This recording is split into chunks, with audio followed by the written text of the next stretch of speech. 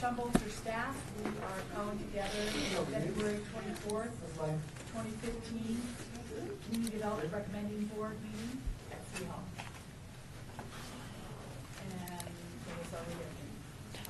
Items listed on the agenda may be taken out of the order presented. Two or more agenda Madam, items. Number 2? Oh, she's just reading this one. I think she's just. Madam Clerk, we are in compliance with the open meeting law. Yes, we are in compliance. Would you like me to take the roll? Yes, please.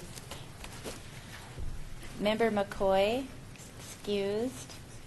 Member Aslan. Here. Member McGrath. Present. Member Jordan. Here. Member Pappas. Here. Member Miller is excused. Member Hartley is excused. Member UN. Here. Member Powell. Present. Member Aker is excused. Yes. Member Taylor. Here. Member Jimenez. Here. And Member Jennison is also excused. Thank you. We do have a quorum. Wonderful. Do you want me to finish reading the Yes, ma'am. agenda review? Number 3. Public comment during this portion of the agenda must be limited to matters on the agenda for action. If you wish to be heard, give your name for the record. The amount of discussion as well as the amount of time any single person is allowed may be limited. Item 4, I'm sorry, is there any member from the public that wishes to speak? Seeing none, item 4.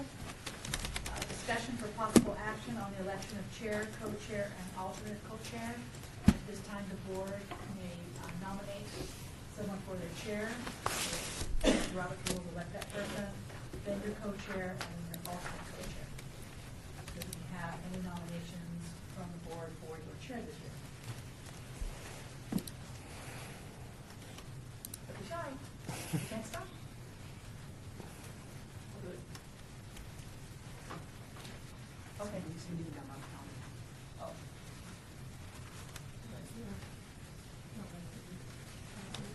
Let the record reflect that Member Jimenez nominated Member Pappas for chair. Second motion. Roger George seconded. All in favor? Aye. All opposed? Let the record reflect unanimous.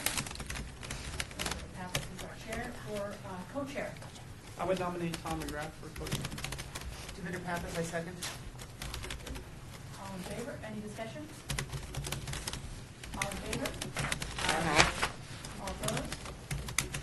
Let the record reflect that it is unanimous. And for your alternate co-chair? Tom McGrath, I would like to nominate Ryan as the co-chair. Second. Okay. Major Taylor, second. All in favor? Or, I'm sorry, any discussion? All in favor? Aye. All opposed? Let the record reflect that Rodney Jordan is the alternate co-chair. So your slate this year is Commander Pappas as chair, Tom McGrath as co-chair, and Rodney Jordan as alternate co-chair. We will shuffle quickly, and we will start. I'll turn the meeting over to Chairman Pappas. I'm good.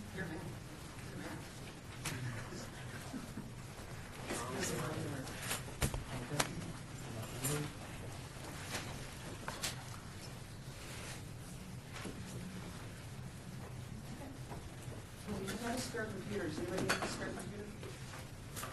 If we're good.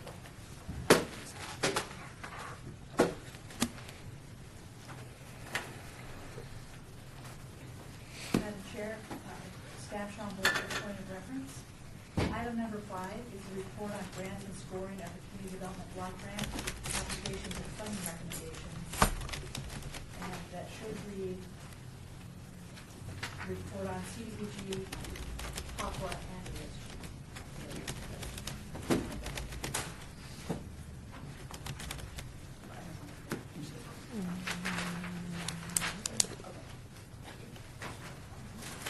So she's not having it. Okay. Commander Pappas, we're going to move on to item number 6 on the agenda, the report on housing opportunities for persons with AIDS, Papua. Applications to be submitted or have been submitted by AID for AIDS of Nevada Community Counseling Center, Golden Rainbow, Nevada Community Associates, Inc., and Women's Development Center. Madam Chair, before we start, real quickly for the applicants that are here, you will have 10 minutes, 5 minutes for presentation, 5 minutes for question and answers. What I will do is at 3 minutes, I will raise my hand really big and wave it for 3 minutes, and then I will give you 5 and cut you off so that the board has an opportunity to ask questions. If you have time left over, you can use all 10 minutes if you prefer, or you can finish. If you have guests with you, please make sure that you state their name and spell their name for the record so that the city clerk does have that information. Commissioner Pappas, also, if you have handouts, we'll be taking those at the end of the presentation. We found in the past that if they're handed out at the beginning, it distracts the board from listening to you. Board and guests, please make sure you state your name before you make any comments. Again, that's to help with the minutes in the future. And I think that's it. All right. And I would like to invite eight for Aids of Nevada to come forward and give the presentation. Just step on up. Remember, this is recorded. The microphone's right in front of you. State your name for the record. Sean will warn you at 3 minutes. And we'll stop you at 5. Thank you so much for joining us. Thank you for having us. Thank you. My name is Antioco Carrillo, and I am the Executive Director of Aid for AIDS of Nevada. We have been providing a lot of the services, especially for people with HIV, over the last 30 years. And we have been working with HAPWA funds for more than 10 years that I can see some of the records. I think it's a little bit more. So we have a very thriving housing project, and what we're looking at is to continue the work that we have with HAPWA over the next year. And Chiquisa can probably talk a little bit more about the project. I'm Chiquisa Mosley. I'm the lead case manager with Aid for AIDS Nevada. As Antioco mentioned, we have several. Chiquisa Mosley, lead case manager with Aid for AIDS Nevada. And as Antioco stated, we have several housing programs that are funded through HAPWA. One of the main sources that helps our clients become eligible for many of the services in the community, supportive services. So with that funding, we can help clients obtain Nevada IDs, birth certificates, health cards, parent cards, different things that help make them self-sufficient and or eligible for other programs, whether it's Medicaid, TANF, but things such as that. Eligibility for Ryan White Part A, B, C, or D services. One of the other programs is the short-term rent, mortgage, and utility assistance. Many of our clients do have stable housing, but run into bumps every now and then. Maybe because they were sick, they couldn't go to work, and so they just need assistance for a month or two to help maintain their stable housing. So that's what the Streaming helps to do, housing and utilities. We also receive permanent housing placement. So for those clients who have located affordable housing but need assistance with the deposits, because usually deposits are sometimes 3 times whatever the rent is to get in, it allows us to help with at least 2 months of that to get them in. Permanent housing operations funding. We have a property, the Esperanza property, which is Jardín de Esperanza, which is 8 one-bedroom units, and it's subsidized through housing operations that we receive through HAPWA. So tenants pay up to 30% of their income towards rent. The tenants there were homeless or on the verge of homelessness before they were able to move in. All of them can support themselves in their activities of daily living. The front of the property has 12 units, and it's more like a group living facility, and that's subsidized through Section 8 project-based Section 8. And so we've had success with that. I'm missing something. Pretty much. And so we found that, TBRA, can't forget that. So we have 2 programs under tenant-based rental assistance. Our Parent in Need program and Secure Homes. Parent in Need is for families, and Secure Homes is for our single clients. And what happens is similar to Section 8 in that tenants would pay 30% of their income towards their rent. But during that time, we meet with the clients face-to-face every 3 months to see, are they able to meet the goals that we established at the beginning of the program? If there are any obstacles, do the goals need to be reassessed? What can we do to help? Are there any referrals to our community partners that can help them reach those goals? And so we do everything from budgeting, nutrition assessments. We try to provide overarching support services for the clients to be successful in the program. So.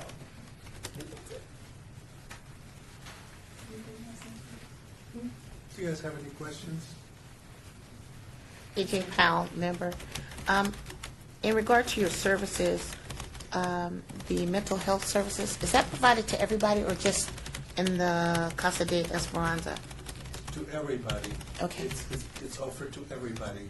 And a lot of the times what we know is that when clients come to the office, they have options to go and access services in other mental health providers that we have in the community, our other community partners. But typically, we have a lot of people that come in to get services through crisis. They come to the lobby, they're crying, something really, really horrible happened at that time, and we get the clients to see the mental health provider at that time, and then establish some sort of a plan to continue the client accessing services there, or if they need a specific interventions, they can send them to other community providers. Okay, thank you.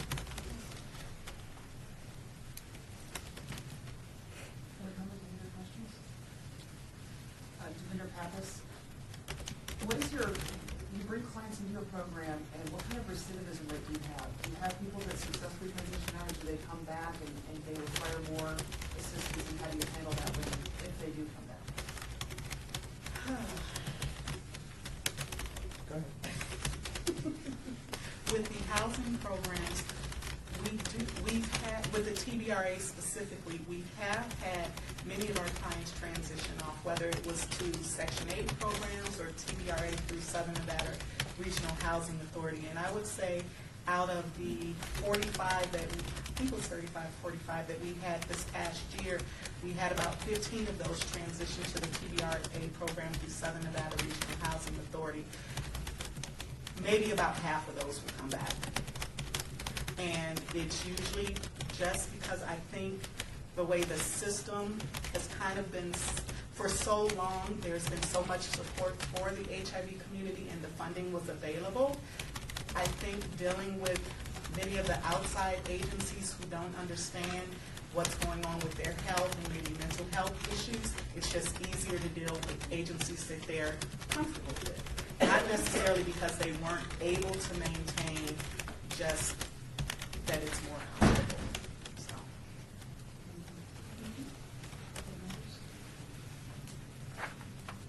Okay, Devinder Pappas. When you bring your families in, I'm assuming that the entire household is probably not infected, not HIV positive. I'm not sure what the correct term is there. I'm assuming you're also doing education to help make sure that there is no further spread. Absolutely. Make sure that they understand the risks.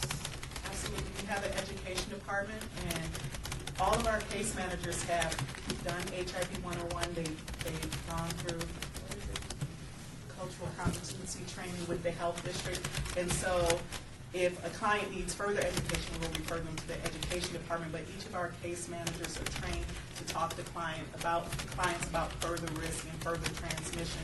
So whether that's the use of condoms, whether that's decreasing their use of substances, or whatever it may be, our case managers are trained to talk to the clients about reducing those risks. I've got a minute left. Board members, any questions? Okay, Devinder Pappas, I have one more thing. About how many people come to you requesting assistance? We know how many you're able to serve. About how many people do you turn away? What's the percentage? You're serving a third, you're serving half? I'm just trying to get my arms around the size of the situation that we're dealing with. It's huge. No, we do turn away some individuals, and not as many. But when we turn them away, it's because we know that there are some other organizations that are able to help them better, and we don't want to exhaust the amount of funds that we have for these clients. So especially if they're looking for food or for additional services, especially food, we make sure that they go through the nutritionist, and then after they go through the nutritionist, they find a way to get the services in-house. If they need further assistance, we want to be able to send them to the food banks, community food banks, because for us, I think what we're looking at is to really be cautious as to how we utilize those funds for the food, for emergencies. And so if people are able to get services anywhere else, we encourage them to get them there first. And this is one of the payers of last resort. Thank you so much for your presentation. Thank you. We appreciate you coming. Thank you. And for the services provided. So we'll get to sign on that. Board members take 2 minutes to take notes, and we'll call this forward.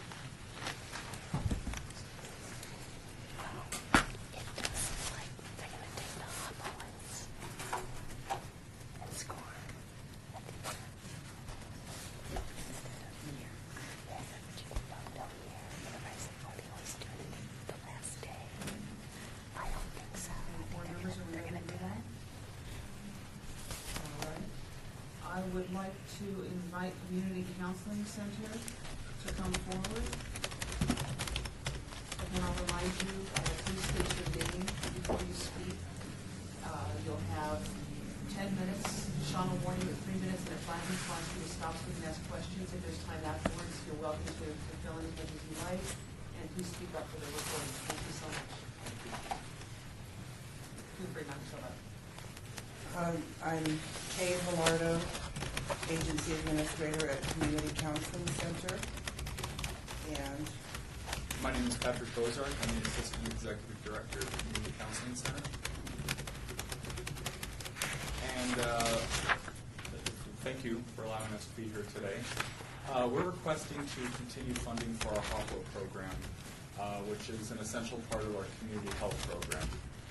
Community health is really at the heart of Community Counseling Center. 25 years ago, the agency was founded to address the needs of people who were living with or impacted by HIV and AIDS. So the community health program was really what started Community Counseling Center. We've been receiving funding through HOPWA since 2007, and in that time, we've served hundreds of clients. We've seen a lot of important positive change in these people's lives, and the funding is it's essential for our clients. We do receive funding from Ryan White A as well for counseling, some funding through Part D, and we also receive some funding for substance abuse treatment through SAFTA. But HOPWA is especially important for our clients who have oftentimes fallen through the cracks, who either they don't have health insurance yet, or they might not be eligible for some of the other programs. HOPWA has been a really important part in helping to ensure that those clients receive funding for mental health and substance abuse treatment.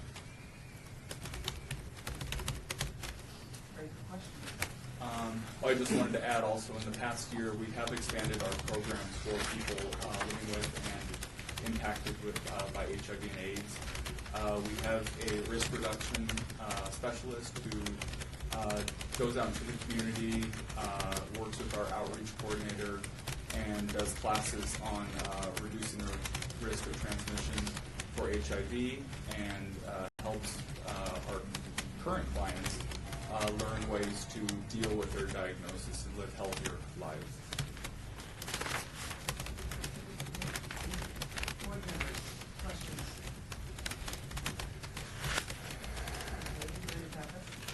Several years ago, one of the presenters, I can't remember which group it was, told us back then that the group that was having the highest increase of diagnoses with AIDS or HIV was our seniors. Is that still the case, or what's the highest at-risk group we've had, the one that's showing increases in those cases? At the present moment, it's actually heterosexual identified African American women. Following that segment of the population, transgender community, is adversely affected. And there's also, there's again continuing to be a high incident rate among homosexual identified men because ever since the initial efforts in the 80s and 90s to focus on education prevention, funding started to be cut for a lot of those programs. Fortunately, like I had mentioned earlier, we've recently received some funding for risk reduction to address that issue, to help lower the rate of infection in our community.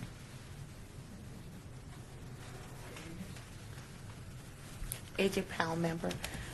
You just gave us some demographic information regarding Las Vegas, or our area. How does that mirror the national statistics? Pretty closely, actually.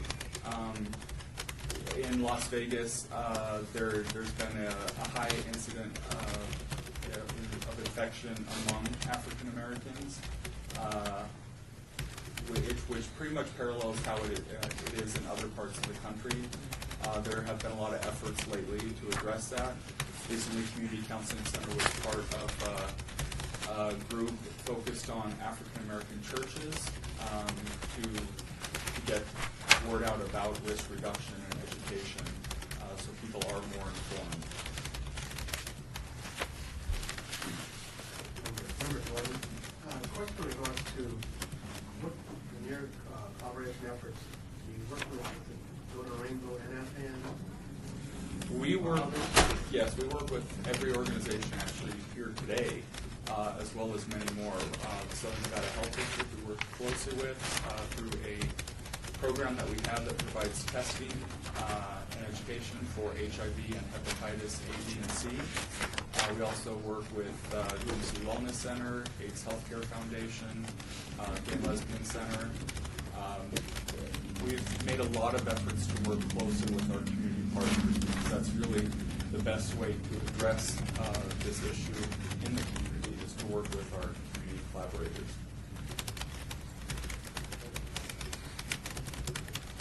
Member Taylor, how many employees are you looking to add, whether they be counselors or just to administer the program within the next couple of years? Do you guys have a goal? We're actually not looking to increase our staff. We're currently at 47. Most of that is their full-time staff. We do have a couple part-time people at the present moment, but we're really looking just to continue what we currently have in place. We have counselors, case managers, outreach specialists, risk reduction specialists, AmeriCorps volunteers. So we're looking just to continue with what we have at the moment.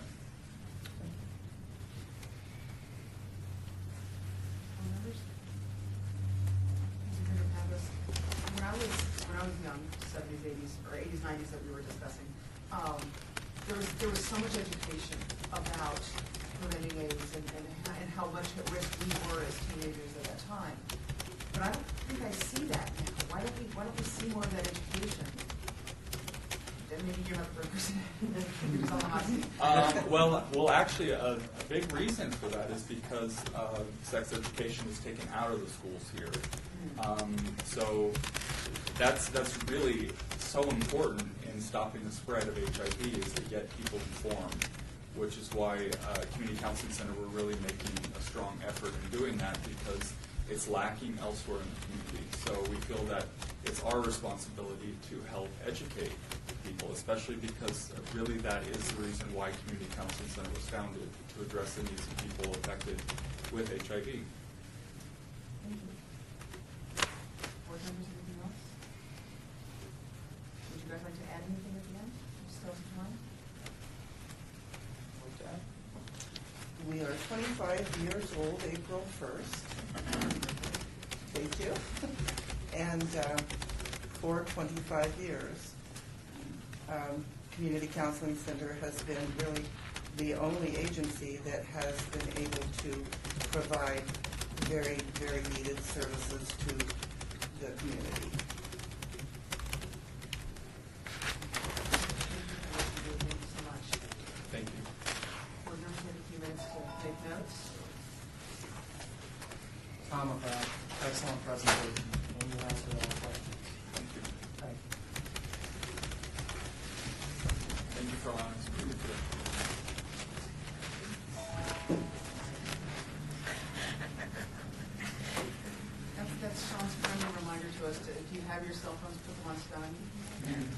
that on purpose so that we would have that. I've got the computer stopped too.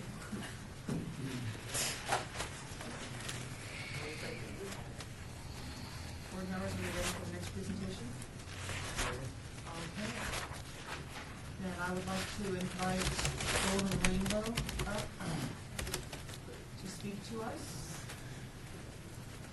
Again, one more time, please remember to state your name for the record. Please speak up for the recording. And I'm forgetting something. We've heard it a couple times, so welcome, thank you so much. Oh, that's right. Sean will warn you at 3 minutes. She'll stop you at 5, and then if you have time at the end, we'll, thank you so much. Okay, all right. My name is Gary Costa, C-O-S-T-A, and I am the Executive Director of Golden Rainbow, and I've been with the organization for the past 6 months, and it's been for the past 9 months, and this is a very exciting time in our organization's history. We've been providing HIV and AIDS, emergency housing, and financial support services for 30 years. We were one of the very first organizations established here in Southern Nevada for that purpose. We currently provide services to over 300 people with AIDS a year out of our organization, and we do it with a staff of 2, with myself and Leslie Rush here, who is the Client Services Manager, and she's been with the organization for going on 7 years now. And today we also brought with us one of our clients. This is Rita Lungaso, and her beautiful daughter, Nima, who's going to be having her 5th birthday on Sunday. So, they have been with us also for 5 years, and I will let them tell you their experience. But I'll give a little overview of what we're asking for today. We've been receiving HOPWA services or HOPWA funding for as long as I can look back in our history, so at least 10 years. And the money is used primarily to fund our 3 programs that we have currently at the Golden Rainbow are permanent housing, emergency housing assistance, and emergency financial and supportive assistance. And we're asking for a continuation of funding for our emergency supportive services and our permanent housing program. We're currently operating on a grant of just about $91,000 from HOPWA for the current year, and we operate on a $350,000 a year budget, and which is quite a feat for 300 clients without a little amount of money. But we do so effectively because we've established great partnerships with all of our other communities support organizations here in town, including ABAN and Women's Development Center and COMC. We receive all of our clients have to come through a caseworker at one of these organizations, so it cuts down on our own services, or our own need for staff, because we use their client services and their social workers to refer people to us. I'm going to allow Leslie here to tell, since she's been with the organization the longest, she's going to give you an overview of the current program that she refers our clients to, and then I'll have Rita tell us about her experience. Thank you. Good afternoon, Leslie Rush. And as Gary said, I'm going on 7 blissful years with Golden Rainbow. And I want to just let you know how important the HOPWA funding is that we have in comparison with the equally important Ryan White funding. Ryan White that we receive has a cap of $750. And so when we serve someone with that money who's moving into a new place, it frequently does not cover anything but first month's rent. It does not cover deposits. And the HOPWA funding, which we have an allowance of providing people up to 2 months' worth of assistance at whatever that complex charges. So in other words, if it was $700 for your first month's rent, you can serve with HOPWA funding up to $1,400.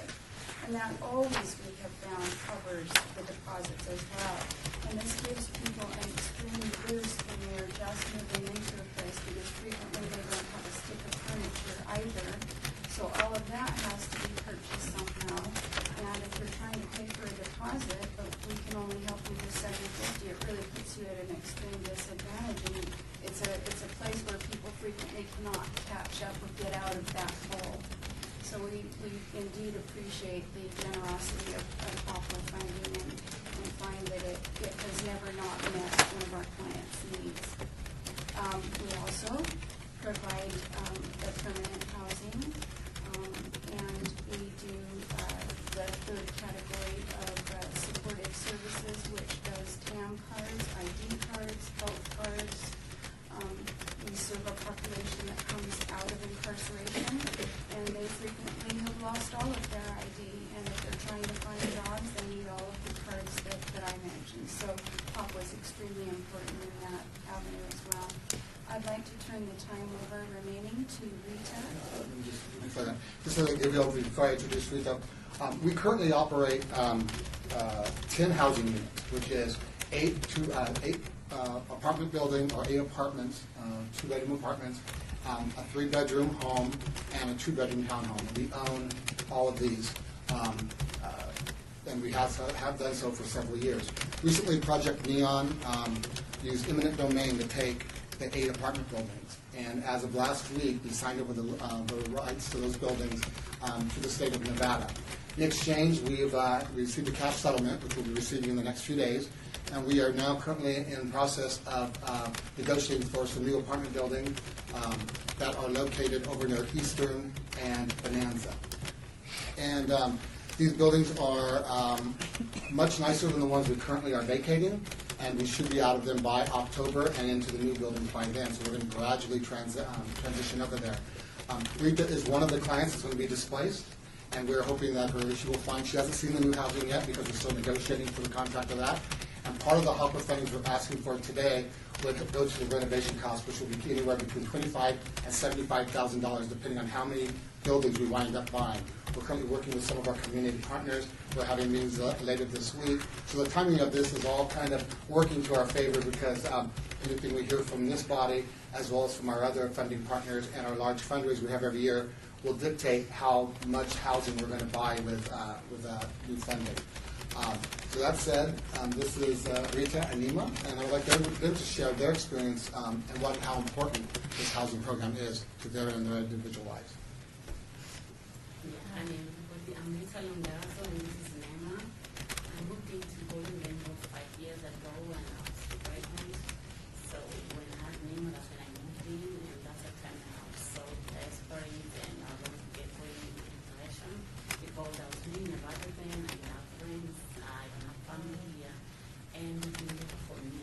And Golden Rainbow is really closest to me. And when I moved in, the house was fully financed, everything. So when I moved in, actually from the hospital delivering, I cried out like for 2 days alone because of the new baby, and it was fully financed, and they've been there for me. They used to take care of most of them, like amenities and stuff, and it's very peaceful. I love the things. I'm not even worried about my life. Like even I'm working as a guardian, I can make my whatever I earn goes down. I just call the office and we are able to discuss that. So I'm in a stress.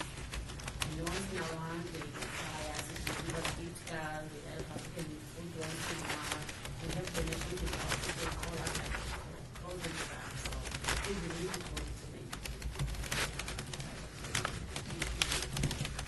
Board members, questions?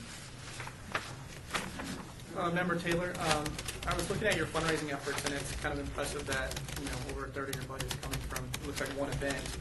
And I just wanted you to speak to some of your efforts for 2015. You said you're going to reunite, some events, and I was hoping you could speak to those efforts since you seem to be successful, at least with the event that Right. funds most of your budget. Exactly. And that's how our organization started. The event you're talking about is Ribbon of Life, which was started by a group of guys who saw one of their friends die alone in their in his family's garage back in '87. And so our first event was a huge fundraiser for the Raise Housing Support, and it was such it was a collaboration effort of all of these performers on the strip. So even to this day, 29 years later, I'm already having performers from everything from Jersey Boys to all the surf shows asking to be in this year's show, and we haven't even signed a contract yet for the venue. We had moved to the Smith Center a couple of years ago, but it became more costly to use the Smith Center than it was to go to like a casino. So we're now in negotiations with 2 different casinos trying to get the best deal. Our show is always held on a Sunday afternoon in June, and so we are looking to have it again in this June. We brought in some new people. Like I said, I'm new, so I brought in people that worked for me successfully at other events and organizations when I was in California. We also revitalized our events committee here and our boards. We have pretty much a new board of directors and a new events committee. Our events committee is comprised of people who aren't necessarily on our board, but who work in the entertainment industry, and we have a lot of great contacts to usually the services that we have to pay for, which makes the event costly. They're able to donate sound and audio, video equipment, and the venue, and a lot of the other supporting things that we need for the event. So this will be a kickoff to our 30th year. We're expecting a big show and bringing back a lot of some of our old favorite entertainers and performers to be part of the show. A lot of big names on the strip and former big names on the strip. So it should be a great kickoff to our 30th year. We also have two other events that used to raise a lot of money: Naked Hearts and Close Eye. And we are, with the events committee, we're looking at replacing those events. Working with Broadway Cares, creating an event that will be held later in the fall. This last year they did make Wicked Rocky Horror for us, and so we're now working with them to do something in the fall again that's equally as impressive to incorporate the entertainment community we have here in Las Vegas. Because we were founded and started by the entertainment community, we continue to have the entertainment community support, and so we're leveraging that support to really make our three events major and must-attend type events here in the community. Thank you. Board members, any other questions? Member Jordan, in regards to the displacement of the client, I'm a little confused. You got eminent domain, so 10 of the office, 10 of the, not office buildings, 10 of the buildings were eminent domain. Two of the buildings had 8 units. Okay, 8 units, I mean, 8 units, sorry. Yes. And then you're expecting the funding to be coming your way. When the funding comes in the meantime, that performance time, or that time, are you going to be putting, let's say, the 8 units, you should shoot for 8 units or 10 units? What's your... We're looking at the buildings. The agreement we signed with the state of Nevada allows us to continue to operate and manage the buildings and collect rent on them until our last client is out, which we're hoping by the end of this calendar year. The buildings that we're looking at now, we can take possession of those beginning in 45 days, which we sign the papers, which we're hoping to sign in the next month. They should be renovated. The first floor should be renovated within 45 days, which means probably longer. But we built that big window in there. We are able to buy 8 units to replace the 8 units. And so that is the plan. Our hope is to buy 3 of the buildings. And that's what we're negotiating now to get a better price. To buy 3 buildings, all adjacent to each other, and have those new 4 buildings that would increase our housing. Use those for people. We have a waiting list of over 50 people waiting for permanent housing. And when we first started, the average length of stay was 2 months. Okay. Thank you so much. Sure. I wish we'd had more time to speak to you. Thank you so much for coming in. I know it's hard to sit at that table. Your daughter is beautiful. And she's very well behaved. So thank you. We appreciate you coming in. It means so much to us to get to meet the clients that are affected by this, so thank you. And thank you very much for the opportunity. We appreciate it. thank you. I'm sorry, sweetie. We ran out of time. I'm so sorry. Doesn't want to go. She wanted to talk. I'm sorry, Pumpkin. Derek Pappas, remember that name? Let's go to Laura. Billy Dean.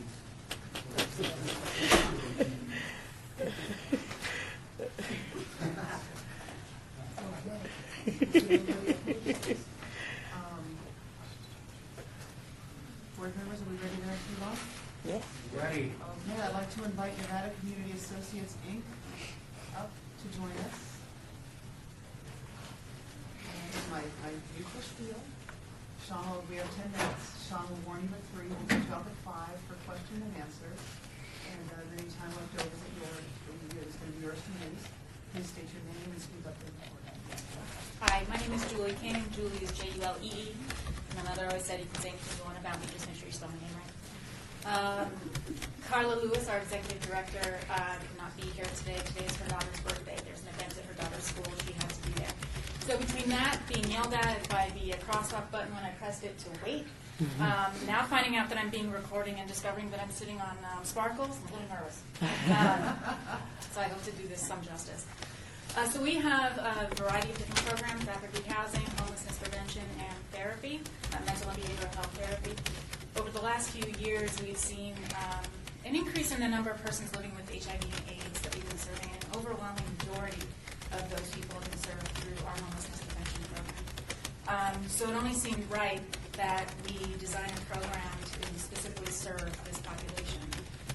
They have very unique needs, and so it would do them injustice to not have a particular program just for their needs. So that's how we came up with Project Home, short-term rent, mortgage, and utility assistance, designed after our homelessness prevention program, which obviously there are specific rules and regulations with HOPWA funds that we need to abide by. But the program itself is designed after that, requiring 5-day notice or letter from the landlord that rent is due, late notice from the mortgage company, a variety of different documents that would be required. So that is what we're proposing to do with our Project Home, and we're proposing to serve 35 households, approximately 45 people in those households, and not sure what else to add about that, so I'm thinking tomorrow I'll try to answer questions as best I can. Very much. Board.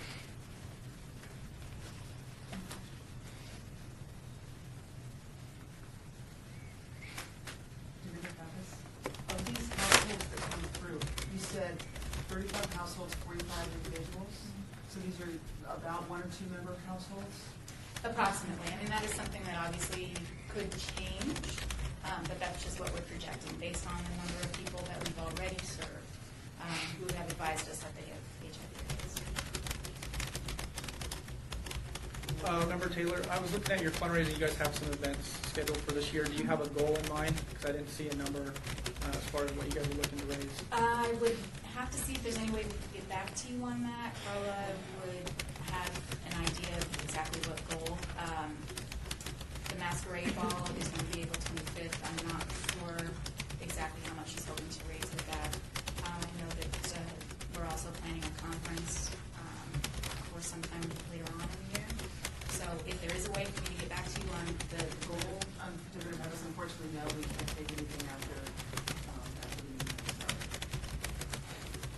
Thank you. I'm assuming that when the clients come to you and request this is specific because you had a proof of diagnosis? Yes. And is there any requirement that, or any expectation of them paying forward, bringing the money back to the organization? Is it a one-time thing? Is the risk, what's your vicinity of rate? Lots of questions there. Yeah, right. A lot of questions. There was one about it sounded like requiring, maybe not requiring, but asking for payment.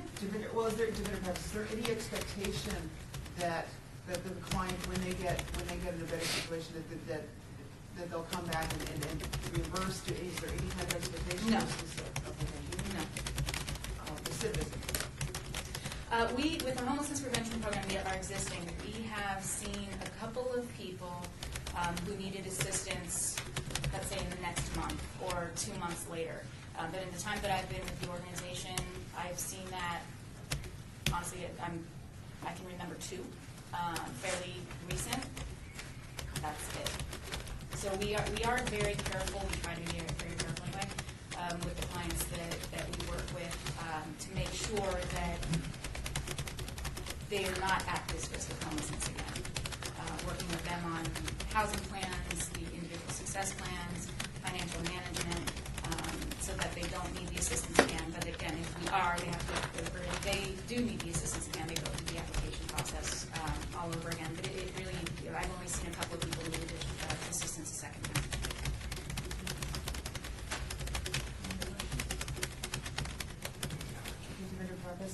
You were dealing with 35 households, 45 individuals. How many applications do you typically get? Because obviously you can't service everybody. We can't. And I can only estimate based on what we've seen in the last couple of weeks.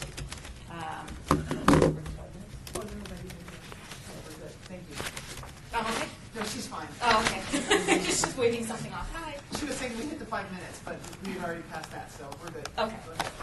I have to estimate that of the 10, I don't think we've had 10, probably more like 8 homelessness prevention applications that we've received in the last week or so.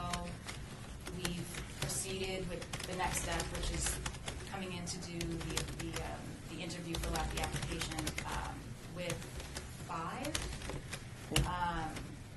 3 were determined as being ineligible based on income, whether being current income over the income limit or under, too far under that they wouldn't be able to self-sustain.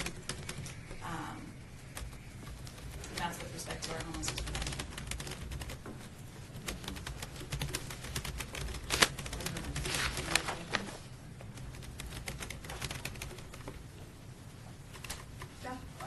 Sean Bolger for the clarification. Because you're a non-traditional agency, how are clients identifying their status? Or about asking the status? The question is, everybody's asked, or do they? It's a question that everybody is asked. It's actually part of the HMIS form. Obviously, we have had some people who have identified right off the bat, and then other people after we've provided the service where we learned that they had this diagnosis through conversations where they disclosed. We do provide the intensive case management. We do have a therapy component, so in that they may self-disclose.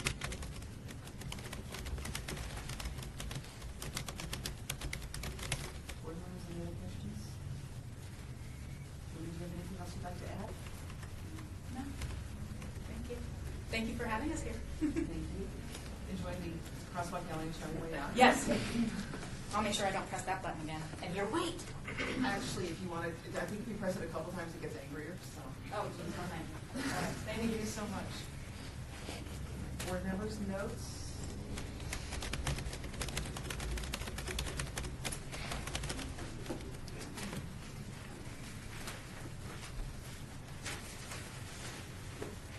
Women's Development Center, if you'd like to come up and get ready, get started, come on up, we'll get started in just a minute.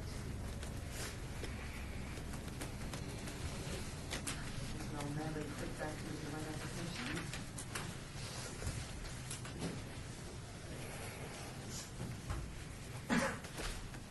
So good afternoon.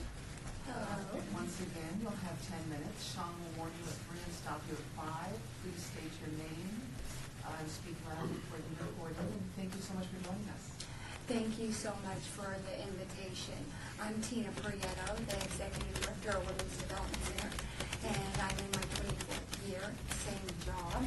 And we've got Bridget Clarity, who's been with us for about 18 years, and we have a guest, Pam Sears, they'll be introducing themselves. Anyway, we've come before you many times, and we thank you for all the support you've given us. It's made a big difference in the community and with this population. So we've partnered with the City of Las Vegas, providing affordable housing for people living with HIV and AIDS for numerous years. WDC provides safe, secure, affordable housing, and we provided where they live in their individual apartment. And it means such a big difference, and I've told this story every time I come, but the first year that we got the HOPWA funding, I had apartment A, B, C, and D. So in apartment B, C, and D, the tenant had passed away within a 2-week period. Now that was like 12, 13 years ago. To this day, we have not had one death. So it shows you how important housing means health and how that affects them to where they have the safe housing where they're not discriminated. Some, their families won't even talk to them. They shun them. But they have their own little community, although they're in their own apartment. The apartments are operated and maintained by us. We do our own property management, so that means our maintenance, who's 24/7, is constantly in there. They change the air filters, they check the smoke detectors for batteries, they check the AC and all that once a month. We maintain the units in the grounds, And anytime there's anything that needs done, work orders, we're in there. So we're 24/7 with our maintenance issues. Each resident has a caseworker and develops housing plans and make sure they meet their lease obligations. Not only that, WDC hosted a luncheon. We invited other partners, community partners, which we paid for, and we invited all the tenants. So everybody could get a chance to meet each other, and they really enjoyed it. Again, it was, I don't know how much they enjoyed it, but they seemed to enjoy it. They enjoyed lunch. They enjoyed lunch, but, so we did have them update their forms and things, but we gave the other providers a chance, an opportunity to get their paperwork updated as well. And now I'll turn it over to Pam, who is one of our participants, to explain a little bit more. Good afternoon, my name is Pam. I would like to speak to you today about the Women's Development Center and how they've helped me achieve the financial stability through their housing program. When I came to WDC, I was in terrible shape financially and emotionally. With your help, I was able to move into the place that I would love. I deal with a lot of medical issues and negatively impact my daily life and would be made 100 times worse without the housing support provided by WDC. I am much healthier both physically and emotionally, and I truly don't know where I would be without the help. Thank you for allowing me to speak. Some of the other highlights from our program, we have 100% participation. I'm sorry, my name is Bridget Clarity, I apologize. We have 100% participation in creation of WDC housing plans. 93% of our participants pay rent on a timely basis and actively are receiving services from other HOPO partners. The program has helped increase housing stability for program participants. WDC is proud to say we are still the secretary and spearheaded the HOPO Roundtable, which is now GOLD meetings, which are now going into their third year. We have built that group to include people from Ryan White, Continuing Care, so we're building that collaboration as we speak. We've also been, as a result, been invited to attend the Action Planning Group, APG meetings, which was named something else, I believe, in the past. But we've been invited to participate in those meetings, and we have discussed with Ashley Barrett, who is the manager for Ryan White, about participating or requesting funding this year. So we are looking to expand our services in that direction as well. And I also wanted to add that WDC now has its own food bank and has had it for the last few years, and we see many tenants coming in, and it seems like the last 5 days of the month, they are really hurting, so we're able to provide them food. And that's perfect timing because we're ready for questions. Did that mean 5 more? No, we're not. I'm getting old, I know. Now it's our turn. Okay. How many women are serving you? Actually, it's not just women.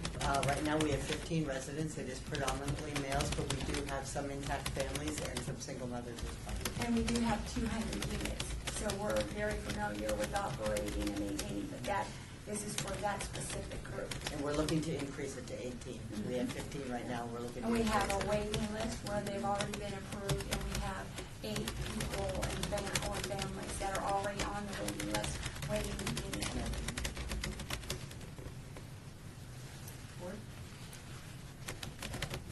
Tom McGrath, a question and a statement or a compliment.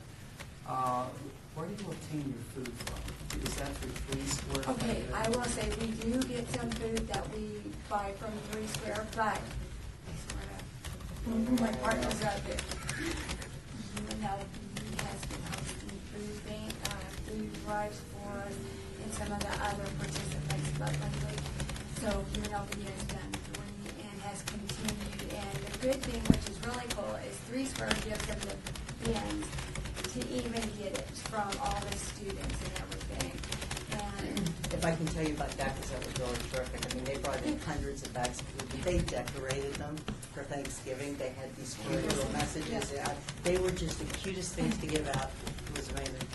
and my statement, compliment would be that within the past year, it was either in the business press or, some weekly magazine for the city of Las Vegas. I saw you were the recipient of like $40,000 from a golf tournament, which I think is super, and that's great. And you're going to other sources for cash. So I think it was the AGC or it was Penta Building. Yeah. It was some big construction firm. So I applaud you on doing that. You're Thank not you. sitting on your hands. You're actually looking at additional sources. Of We go anywhere that they'll listen to us. Okay. But, nice job. Thank you. I'm very proud to see you. Oh, thank you. Nice Thank you. We try hard, but we couldn't do it without all of you and your support, so thank you. It takes a lot of shoe leather too. You're out there working for it. 2 Thank you. minutes left. Board, any other questions? Member Taylor, what is your annual fundraising event? We have, what we've been doing is we've been doing a South of the Night Away. And so we do various things. The last couple of years, we've been invited to come to the foundation room, which is high up, and not many people get to see up there where they have the event, so that's where it's been done. And we'll have another one. It will be in October.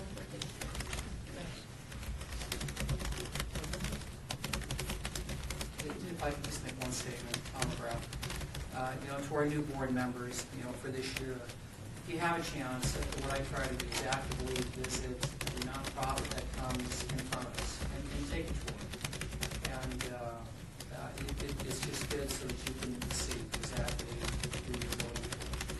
We would love to take you on a tour when you see that in the apartment and nothing smells because I'm neurotic.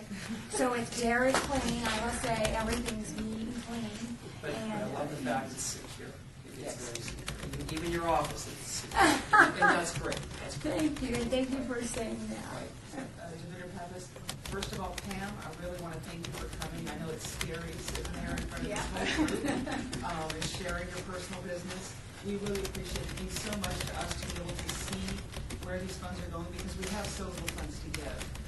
It's so helpful to us. So thank you so much for doing it. It takes a lot of bravery. I'm not sure I could be on that end of the table. I want to compliment you on the longevity of your staff. Probably not the right word, but that works.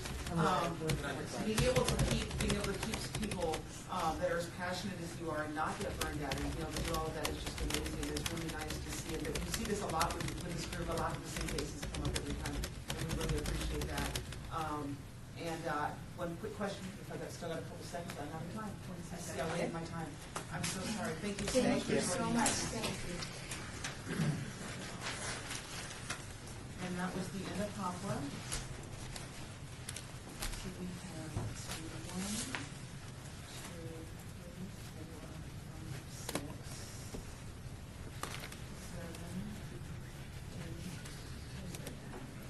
9, 10. By my map, we have 10 applications, assuming I can still count. We still have 10 applications to go. I'd like to suggest that we get through at least 3 or 4 more before we take a little break. Is that okay with the rest of the board? I thought you said 3 or 4. Perfect. Okay, so yeah, we can get through, okay, great, so we can get through most of the board then. I would like to, we're gonna get ready to move to item 7, report on emergency solutions grant application submitted by Catholic Charities of Southern Nevada, Help of Southern Nevada, Lutheran Social Services, Nevada Community Associates Inc., Salvation Army, and West Care Nevada Inc. So I'd like to go ahead and invite Catholic Charity, I'm sorry. Before you Madam Chair, before you do, we have our owner, and I want to review the categories that we have accepted. Good morning, staff person Tara. Good afternoon, staff person Tara Homer. I'm the administrator for the Emergency Solutions Grant. This year, we are accepting applications for 3 out of the 5 accepted areas. We're focusing the funds on rapid rehousing, prevention, as well as a wet shelter. Wet shelter services, which is new for us this year. Thank you, Tara. All right, I'm so sorry. I think I know better than I know. I'm so sorry. Welcome. Again, you have 10 minutes. Sean will warn you if you touch up at 5. We'll do Q&A. If there's time at the end, you're welcome to fill up that space. Please remember to state your name before you start speaking and speak up your recording. Thank you. I'm Jimmy. My name's Megan. I'm Jennifer. We're with Catholic Charities. First, we'd like to thank you for the opportunity to highlight our program today. We're asking Madam for Chair, can you please tell We them, need give their last last names? last names. Thank you. Rolson, R-O-L-S-O-N. And it's Megan Haley, H-A-L-E. Jennifer Olson. We're asking for $160,000 to provide 10 families with rapid rehousing through our Homeless to Home program. The application requests approximately $137,000 for rent and utilities, $7,000 for application fees and security and utility deposits, and $16,000 to assist us with the cost of intensive case management. With this program, we plan to assist 10 new unduplicated households. Many of them are chronically homeless and currently residing in the shelter. The goal of this program is to help clients achieve and maintain self-sufficiency through intensive case management. The goal by the end of the period is to have clients employed and able to afford their monthly rent, utilities, and expenses without the agency or public assistance. Homeless to Home is a program that assists clients up to 12 months. The client begins the program by choosing their own apartment. Catholic Charities then assists with rent, utility assistance, food, and supportive services such as education, classes, bus passes, clothing and furniture for up to 12 months. One unique service that Catholic Charities offers to clients is the opportunity for vocational training at no cost to the client. This is done through Culinary Academy. Yeah, I can talk about that. So Catholic Charities actually donated 2 of our refrigerated vehicles. We no longer participated in the fresh. Oh, yep, sorry, Megan. So we no longer were doing the fresh rescue. We actually get that through 3 Square now, so we had an excess of trucks available to us that were refrigerated. So what we did, rather than create a new program, we donated them to Culinary Academy, who in turn gave us tuition for our clients to use towards any Culinary Academy of Las Vegas class. So that was a really innovative partnership that has greatly benefited our clients, which I'll talk about in a second. But the main focus of Homeless to Home is really the intensive case management piece. A lot of our clients have lost their way and don't really know how to get back to that self-sufficiency. A lot of them don't have $40 for an application fee to get their own apartment. They aren't able to put the utilities maybe in their name because they have such an outstanding bill. The cards are just really stacked against them, and they really just need someone to hold their hand and help them through the process, and that's what our focus is for Homeless to Home. With such a large agency of Catholic Charities, we have over 20 different programs, so it really is a one-stop shop in the homeless corridor that our clients can access. We have the Hands of Hope Food Pantry, which all of our clients are able to get access to, as well as items such as baby items, WIC, Women, Infant, and Children. There's a lot of different services available at Catholic Charities that all of our Homeless to Home clients are able to receive. So I'm going to share, unfortunately, our success story couldn't be here, but it's for a good reason because she has a job. Her name is Crystal. When she entered our program, she has 5 children and 3 grandchildren, so she's a single mom helping to raise 8 children. She was enrolled in our Homeless to Home program and was very interested in the Culinary Academy training. It was a new partnership for us. So she went through the program. She graduated with her kitchen steward certificate. We were lucky enough to be able to go and support her. Once she graduated, she actually got an internship through the Culinary Academy so she could learn more skills. And she did such a wonderful job, she actually gained full-time employment from Culinary Academy. So this was back last March. She's still working there. She just recently exited our program, and she now pays for all of her own bills. She has her own apartment. She's really doing wonderful. And I think that training is something that something she'll take with her for the rest of her life now that she has that training. But I just want to read a letter that she wrote when she was in the process. She was just about to get the keys to her apartment. So she said, "How are things going? I hope all is well. I get my 3-bedroom apartment on the 14th of January, 2014. I will get the keys, and on the 21st, I will start a job training class at Culinary Academy through Catholic Charities. So all these small steps you always told me to take, they paid off, and I'm so forever happy about it. And you should see the girls' faces to have their own room again. It's great. But I owe it all to my support team, you all there, because many times I just never wanted to come back, but the kind words and friendly faces keep me there with bells on always. And I know you all may get tired of hearing it, but thank you so very much. I'm truly grateful." A mom saying thanks, Crystal. And she wrote, "P.S. I got my second chance. I won't let you all down. Thanks for always supporting me, Meg."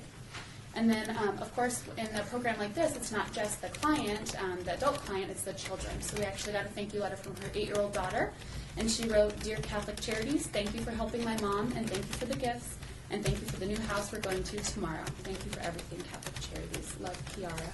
So we currently have in our Homeless to Home program, we have 77 households that we're currently assisting, but we have a waiting list of over 500, so there's a huge need in our community. These funds specifically would be to help those chronically homeless, the ones that are in the shelters, to be able to get them back on the path to self-sufficiency. All right, thank you. Board members, questions? Okay, Mayor Pappas. I've always loved Catholic Charities partnerships. You look around the community, look for places where you can complement each other. It's always been really great. The tuition, the deal you worked out with the Culinary Institute, really innovative. Solution for finding that. Is that ongoing? Are you get X amount of tuition or X number of open spaces forever, or is that going to sunset at some point? We have it right now for the cost of the vehicles. So the cost of the vehicles is about $50,000, and I believe at this point we've only used. Yeah, each class is about $300 to about $500. So we're Average able is to get a 800 lot of per funds. class. Yeah. So that's it.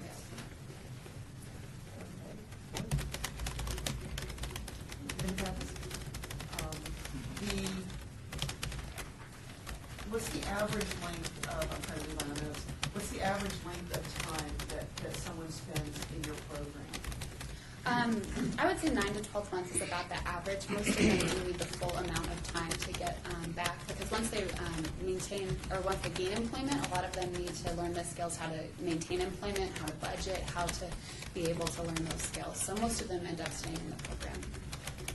Member Gerald, could you go over the numbers again? You said you were servicing 10 lines worth of money and 77. Yeah, we also receive funding for both through ESG already, and then tenant-based rental assistance as well. So we have 77 households, and of those, we had of our 153 adult clients, 131 of them have become employed since being in the program.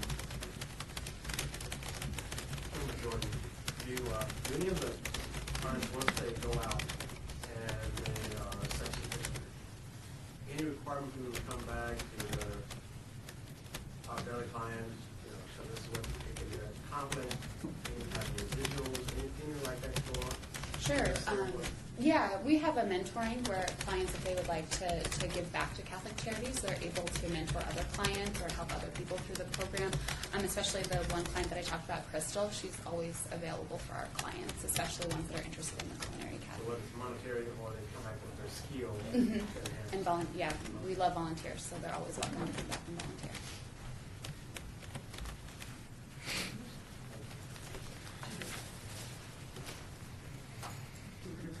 What's the, do you have a recidivism rate? Is people successfully graduate from your program and then for whatever reason they fall down and have to come back?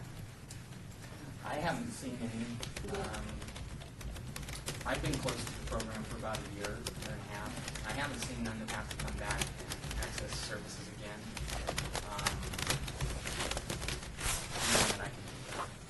We do also receive some EFSP funding as well, so if someone may be helping one time with rent or something like that in the program, we usually have funds available that we would be able to help former clients.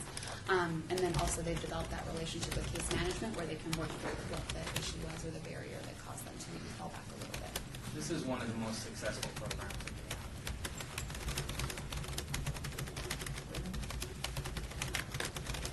A minute and a half left. Would you like to add anything?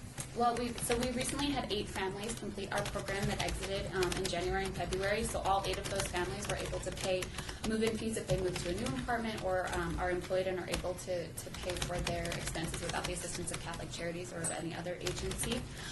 Right now, we currently are assisting 9 households, 30 clients total through existing ESG funding. So that's been really helpful for us. And this started about October 1st is when they moved in, and already in that short time frame, 4 of the 9 households are already employed. So we're working with the ones that aren't employed yet, and then we're also working with the clients that are to get on that path to self-sufficiency.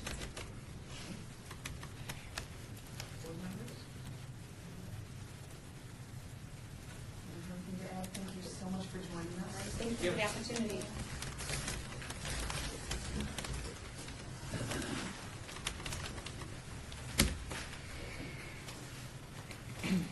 So while board members make their notes, I'm going to go ahead and invite Health of Southern Nevada up to get seated. Get ready.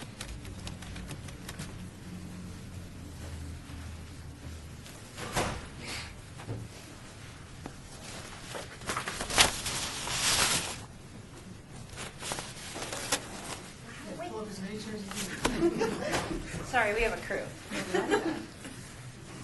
Madam Chair, for the order shuffle for staff, we did forget to go over whether any board members had stated a conflict of interest. So at this time, if there's any board members, conflict of interest for the SG, that we turn out was any applicant makes their presentation, and we have to. I apologize for not catching that earlier. Do any board members have any conflicts of interest to report? With these agencies. We're looking at ESG right now. Okay, thank you so much for joining us. Just a real quick, one more time. 10 minutes to speak. Sean will let you know when you're at 3. She'll stop you at 5 so we have time for questions and answers. Any time left over, you're going to be welcome to fill in. Please remember to state your full name and spell your last name for the team here, and speak up for the recording. Thank you so much for joining us. Okay, so first, thank you for letting us present this grant to the board.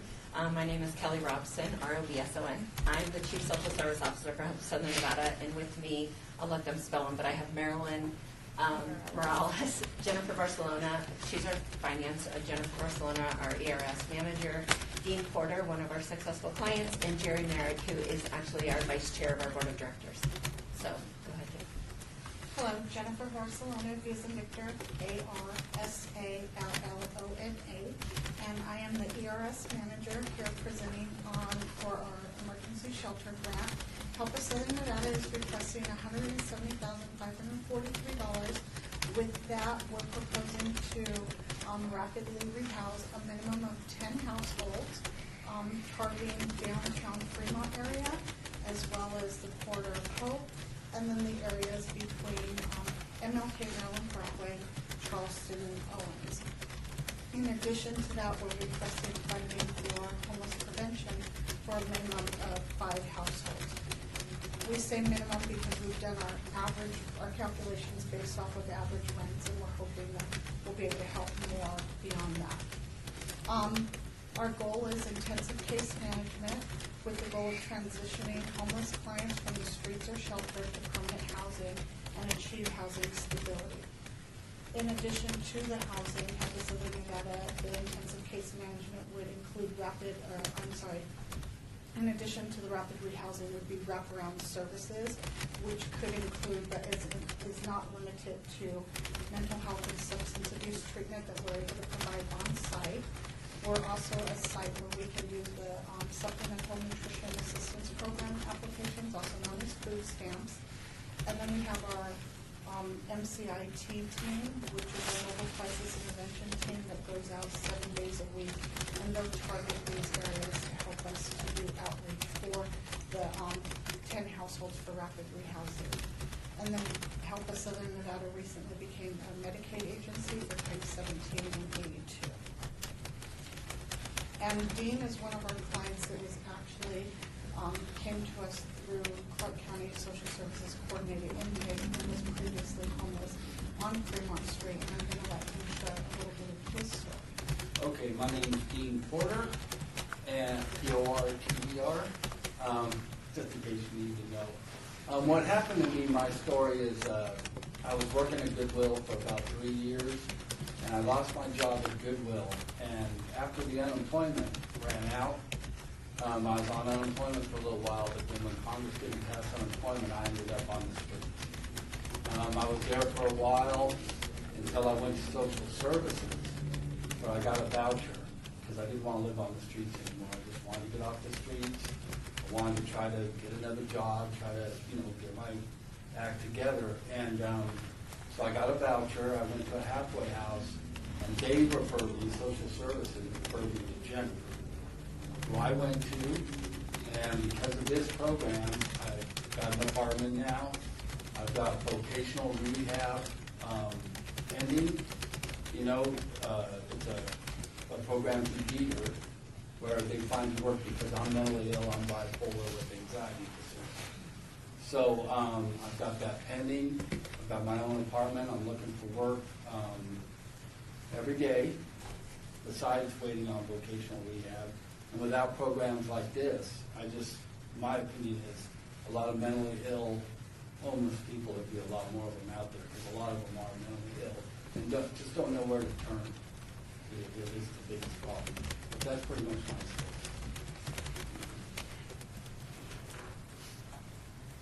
Our turn? Your turn. Board members, any questions?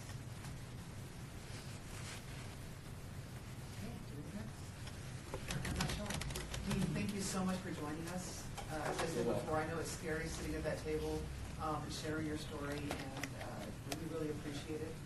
It's inspiring to hear that sometimes sometimes when I'm driving down the street, I feel like when I see people standing there, I feel like it's hopeless for them. And I'm so glad to hear that there's any agencies like this that's not. When we talk about rapid rehousing, how rapid are we talking about? The kind of client, who's one of your doors? Who's your doors? How long are you looking for?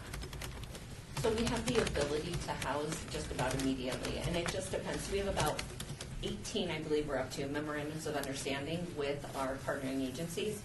So that waives a lot of security deposits, a lot of credit checks, a lot of background checks, all of that stuff for the clients.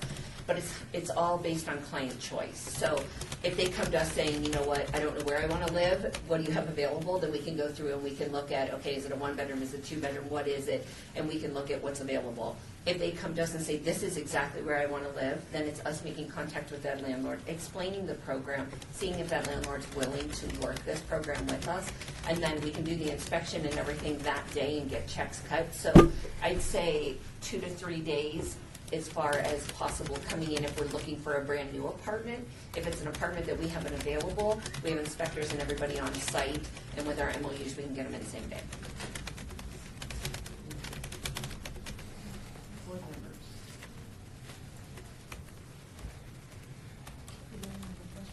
How many, you said you have 18 MOUs, but how many people are How many families? Like agency-wide or just? With rapid rehousing, we just did, I actually printed our report from HMIS. With rapid rehousing, we just did 90 clients, 90 households that we rapidly rehoused. But HELP has several different programs in our homeless services department, as well as clients that we provide homeless prevention, which may be a one-time rental assistance. So the number increases dramatically. So it really is specific to the program. With this program, though, and the amount of money that we're requesting, it would be a minimum of 10 households that we would be able to take and transition them from the street or shelter into their own apartment.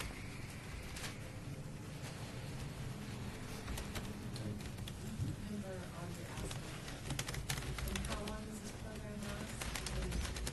The funding's for 1 year. So within 1 year, we need to get the clients successful or permanent housing through like Section 8, the TVRA, Connection to Home, any of those other programs. So we need to get them signed up for all the affordable housing that they absolutely can qualify for.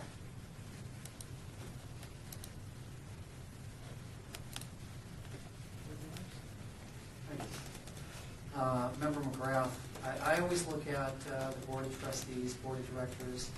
You've got a pretty dynamic board, so that brings credibility to the table. Thank you. Several of the individuals, and I'm impressed. So, nice work. You did great work. Thank you.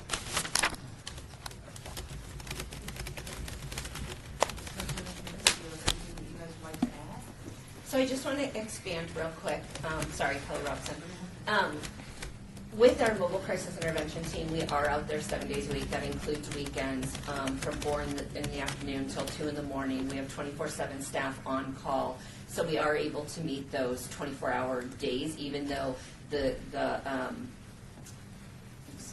facility office hours and the general public knows us as 7 to 5 on Monday through Thursday. So we can provide these services after hours.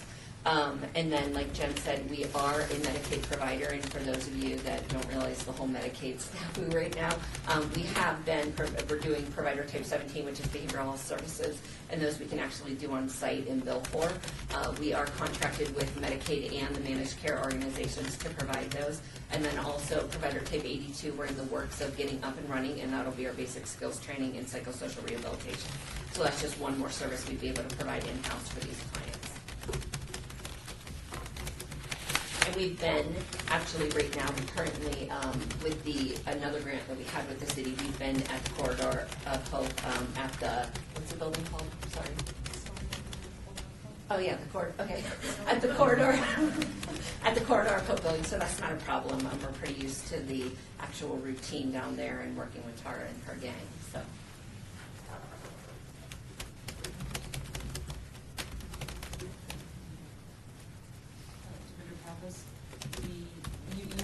You're hoping to use these funds to service 10 clients. How many applications do you get? What percentage of what you're being, in order to ask? 1 or 2% maybe. I mean, honestly, our info line and rent utility line and just, there's over, right now with coordinated intake, there's over 200 and I believe 50-some clients right now waiting just for permanent supportive housing. So, and that's not including all of the ones waiting for rapid rehousing. I believe literally just the centralized intake right now alone has over 600 people, I believe, waiting on the wait list. So that just shows that this is just, it's not going to touch a lot, but for everyone we can touch, it's just one more success and it's one more person not living on the streets. So we're thankful for any money we can get to get whatever amount of clients off as possible. But it's a very, unfortunately, small. Thank you so much. And again, Dean, thank you so much for joining us. Thank you. Thank you. Thank you.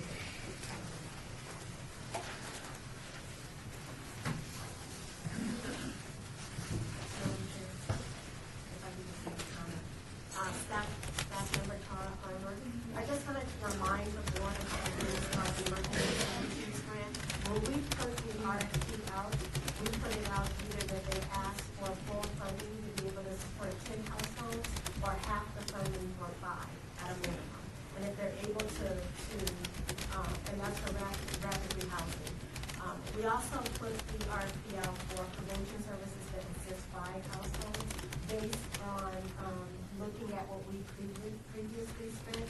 Now, if they're able to serve more, that's fantastic, but we did set that minimum within the RFP. We also required or requested that they be able to provide services beyond regular hours, so that's probably why the mention of the extended hours. We found that there was a huge gap in our community in terms of 365 days a year, 7 days a week. Homelessness is a 24-hour issue, particularly in our community.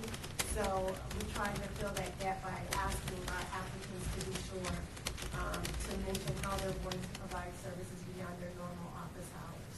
We also identify specific areas.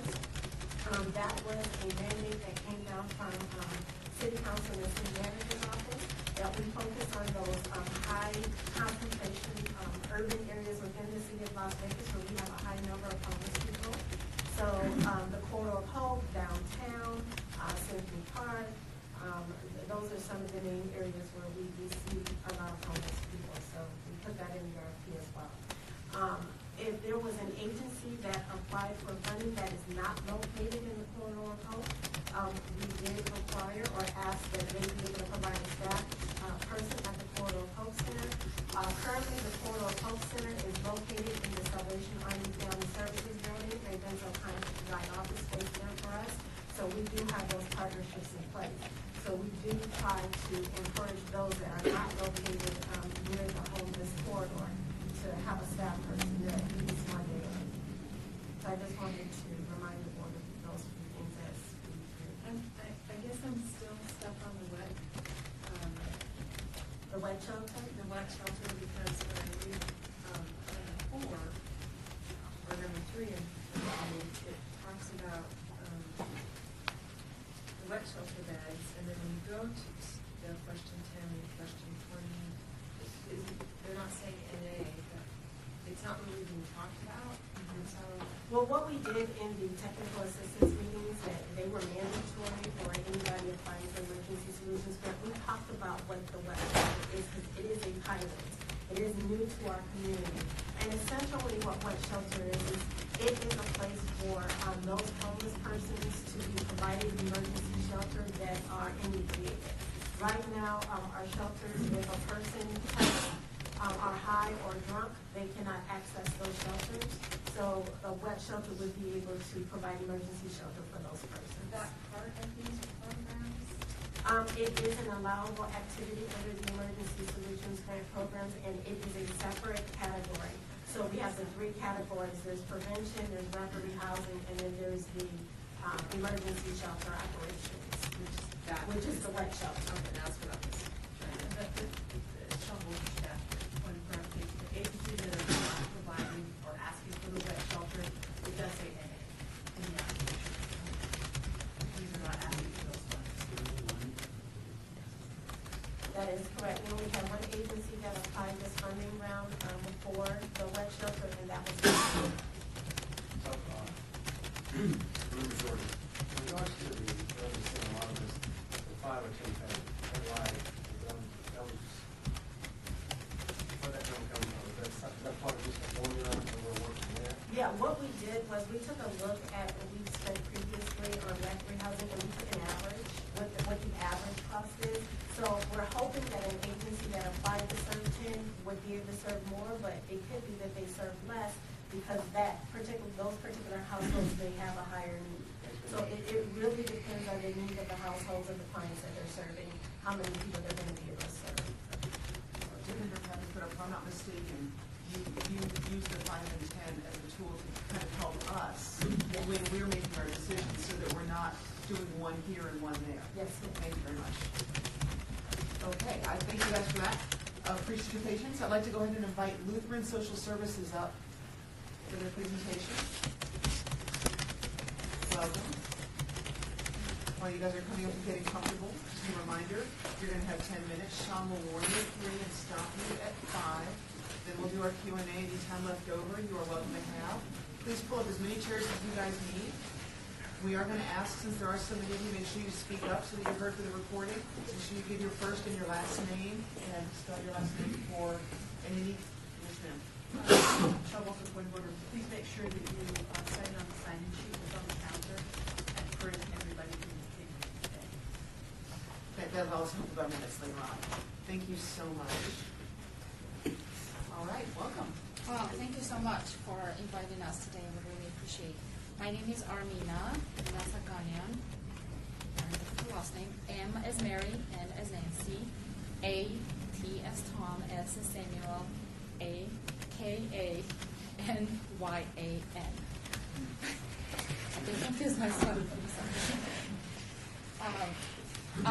Thank you so much for inviting us. I'm the Executive Director of Lutheran Social Services of Nevada, and I have been with the organization for 7 years. Wonderful organization, just any other organization that you saw today providing services to our community. Today I have with me my coworker Marisa Cervantes, Dr. Annie Wilson, Derek Felder, and 2 gentlemen that are with Dr. Annie Wilson. Look, I'm so sorry. I apologize. Lutheran Social Services of Nevada is applying for both components, rapid rehousing and homeless prevention. We are gracefully requesting $160,543 for the homeless, for the rapid rehousing section to serve 15 households for 6 to 9 months.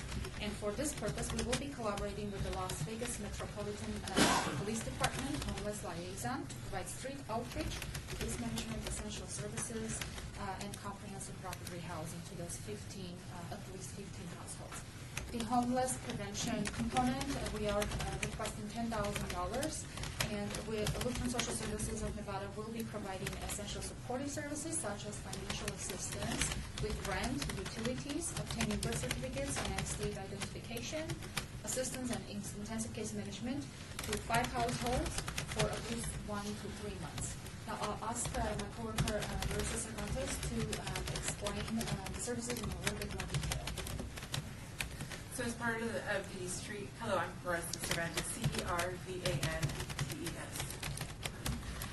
For the street outreach component, we will be partnering with the homeless liaison at the Las Vegas Metropolitan Police Department, and they will be conducting outreach throughout the city limits of the city of Las Vegas, in addition to the homeless encampments.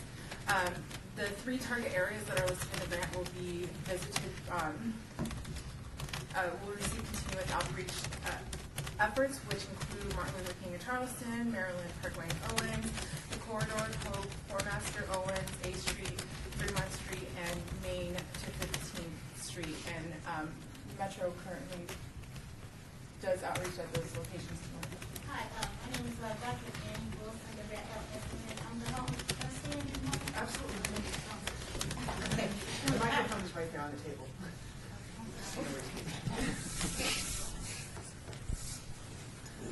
I am the homeless liaison for the Las Vegas Metropolitan Police Department. The areas that the city of Las Vegas want to address, the corridor area, the downtown, Roland Parkway area. We're in those areas just about every day, so outreach is nothing new to us. We're out there all the time, every day. And the reason we thought that maybe we would partner with Lutheran Social Services because of safety. Because when you go out there and do outreach, especially for Western Maine, there's been a lot of problems down there. So safety is a big issue. And I just want to make sure that we're addressing all areas. One other thing that we're addressing is the Greyhound. So we have a lot of homeless coming to Las Vegas. They're getting off the Greyhound bus. So we want to work with Greyhound. We already got the approval to work with Greyhound to go in there and offer them services once they get off the bus. We're just trying to cover all areas. The goal for us to eliminate any and all barriers. And we partner with all of the different agencies in Las Vegas to make that happen. I apologize, just to add, we will also be leasing a storage unit for about 12 months to be able to store the property of those clients that will be serving. And also, I brought 2 individuals with me. They came from Fort Messer, Maine area. So these are 2 of our homeless clients that we're working with. So I'm going to give them a chance to speak. Yes, my name is Michael Bailey, and I was currently homeless, and I ran into the outreach homeless prevention, Dr. Annie, and got an opportunity to she was talking about meeting the specific needs, and I think that's why the outreach is so important, because the person gets a chance to talk to the person. Everybody has different problems out there.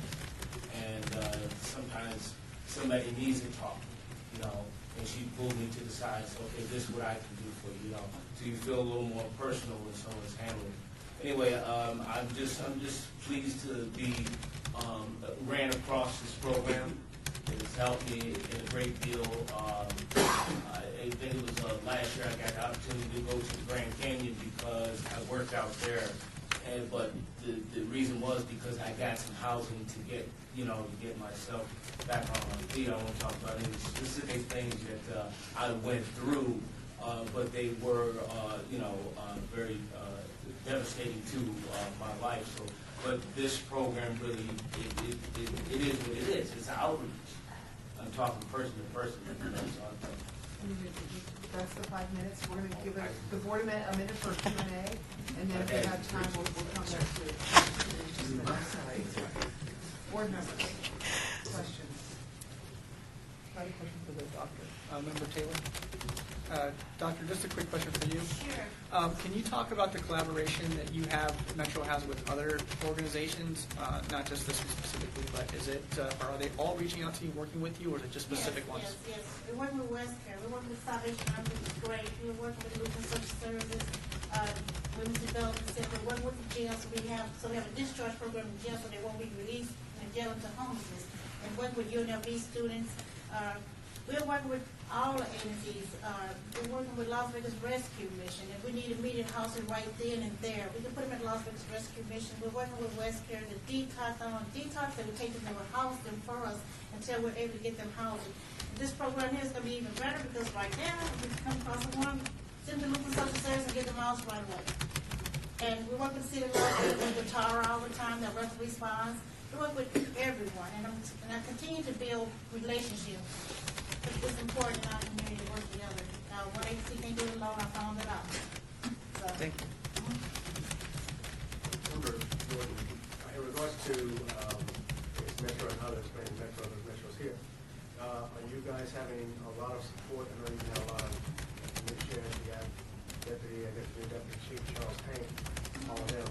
Are they very supportive of what you're doing? And have you seen that? Because they've been in office for a minute. Yeah, very important. That's one of the reasons that we have a discharge program for jail, so they won't be released to homelessness, so they will have a place to go. Because that's very important. Not only do we work with the jail, we work with the libraries. There's a lot of homeless people in the libraries. So we go to the library, we talk with them one-on-one to try to get them help. These are the same folks that's on 4 Master Main, those areas, that the library don't need their library closed, they're back on the street. So our goal is to get them housed and to eliminate any and all barriers.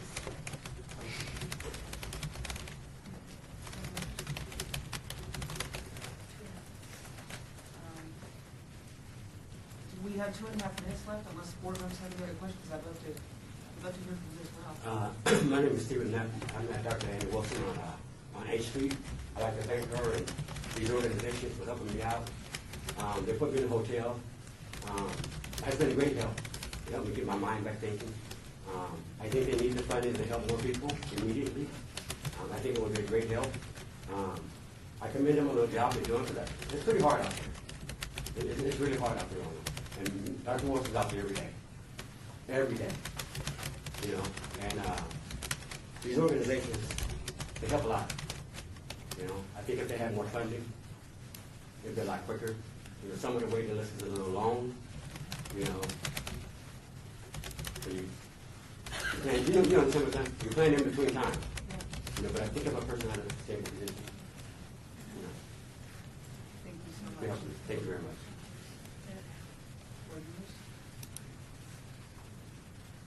Divinor Pappas, I'd like to ask, somebody had mentioned something, and I don't know where I heard it, but it makes sense.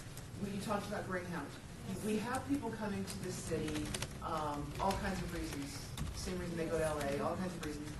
What I understand is that a lot of the unsavory portions of our society will target the bus stations, target those places where they come in, because that's when you're most vulnerable. You're in a new place with no place to go. We talk about safety, we talk about that outreach. It's great that you're working with Greyhound. Are we working with more of those partnerships so that we can hopefully catch those people before they become targets and prey to these predators in our environments? Yeah, that's part of our goal. Not only the Greyhound bus station, the airport. A lot of times, people don't realize, how much people at the airport, because what happens when they throw away old luggage. So you get a homeless person, they got luggage. So you have homeless people sitting inside the airport. So we're out there too, working in that area with the airport. Work with North Las Vegas Airport, different sites. So we partner with just about everyone that we can think of. Anderson there, we're partnering with them because they have a problem with homeless folks there. So we work with Anderson there. If you want these kids to be safe, if they take a tour at Anderson there, they need to be safe and they need to feel safe. The funeral homes, they need to feel safe that they can bury their loved ones and not harassed and not have any problems. So that's important to us. Thank you. Okay. We're out of time. I appreciate you coming. Michael, I was so interested to listen to you. I didn't write down your name. I'm sorry. Stephen Knapp. Stephen. Michael, Stephen, thank you so much for joining us. Thank you. For coming in, taking the time. Again, I know it's hard to sit here and air your business, and we really appreciate it. It's nice to hear from the clients that are directly affected by these funds. So there's a lot of need out there, and we have very limited funds to give, so we just try to find the best bang for our buck, and you guys help us determine if that's the need. Thank you very much.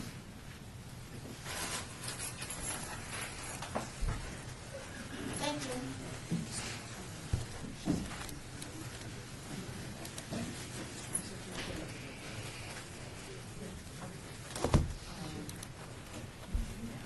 Yeah, if the board is okay, we were looking at taking break about 3:40, but if we need to take it sooner, anybody? Okay, let's push through. I'd like to invite Nevada Community Associates, Inc. to come up and join us. Hi again. Long time. Y'all look well. Oh, she picked the same shoe. I did. You know what? Because I'm already covered in glitter, so I might as well just do it up. Do it up right. Well, I'm not going to go through the spiel because we just did that. So Yeah. Yeah. Thank 10 you. minutes. It'll take me 3. Not even. So again, my name is Julie King, Julee, and King is King. That one at least is simple.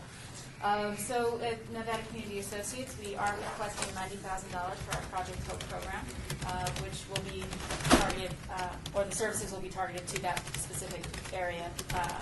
I don't have it written down, but I know Owens and Porter, Hope, those areas. So we are proposing to serve 10 rapid rehousing households, and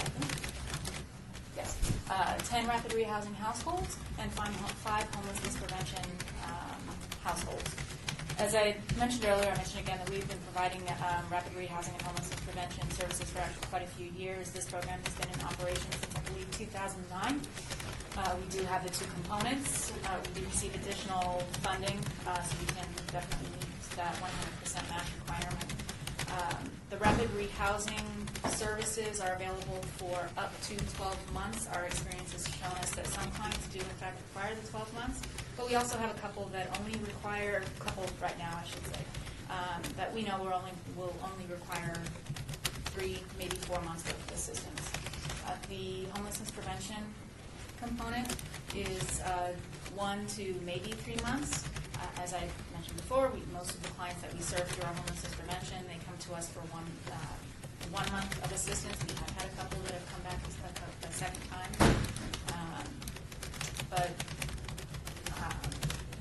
And I don't know what I was going to say after that. But I did it again. So that's what we are proposing. Our clients receive intensive case management. We do also hold financial literacy courses. We just had one last week, and a couple of our clients have really become very financially savvy now since then. One, in fact, I'll just tell you very briefly, she had to pay an overdue bill and was told that she couldn't pay it at the counter. She had to pay it at a kiosk, but at the kiosk they were requesting an additional $3 fee to pay it. So she called us wondering if she should even do that because she didn't want to pay the additional $3 now that she's going to do this financial class. So we told her, go ahead and pay it if that's the only way that you can pay it. A couple of our rapid rehousing clients, now that they have been assisted and they are stably housed, they've expressed interest in returning to school to get bachelor's degrees. One has already enrolled. She's very excited. The other is working toward the enrollment. She's hoping to have that done soon. So we've seen a lot of success with the clients that we serve. In addition to being stably housed or maintaining their housing or achieving self-sufficiency or obtaining some sort of gainful employment, we've seen the positive impact in their lives just in their self-confidence. As I mentioned, a couple of clients who are going to be going back to school, they finally feel like they can do that now that they have received that little push to keep them stable and to keep them housed. So I think I will end with that. Board members, any questions?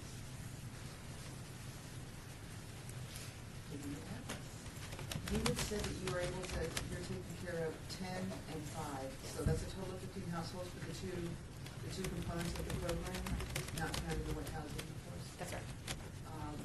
And what kind of recidivism rate, is there a what kind of recidivism rate are you looking at? Well, with our homelessness prevention, we've seen a couple of people who come back to us for a second month assistance. With our rapid rehousing, I don't have specific details on that. We did have one client who was served not that long ago.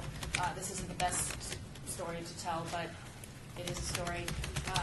She was living in an abandoned house, and we took her in to the rapid rehousing program, provided her with housing, and within a month or so, we learned of fraudulent activities. So we are not sure whether she went to other housing that we ended up discovering she may have had, or if she went to an abandoned house. So that is one possible, well, that would be recidivism. And that is the only one that comes to mind since I've been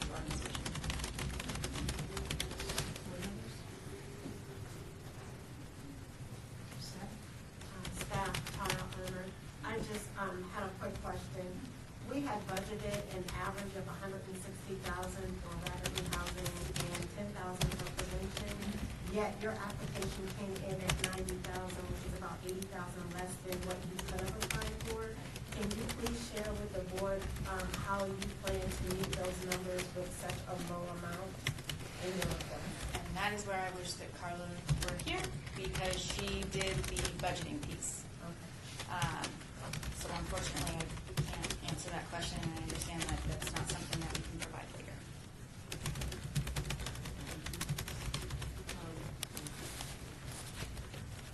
I just started on party. They're not stepping on stuff. We had talked about fraudulent, clients that aren't being forthcoming and are taking advantage of the programs available. What kind of safeguards are there in place that you can find out that your money is not being used properly, so you can give it to others that?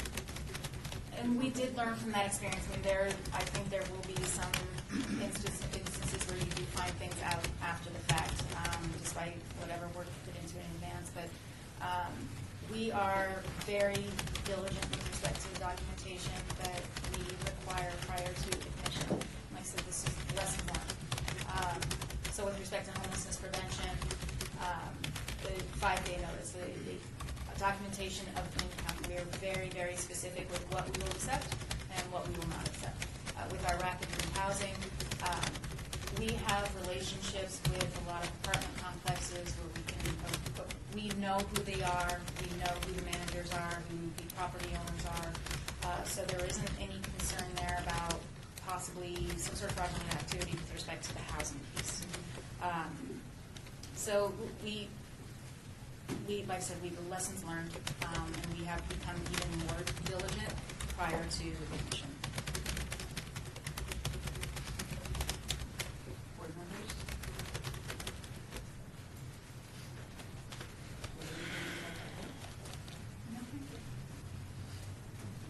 Thank you so much for coming back and presenting to us. Thank you.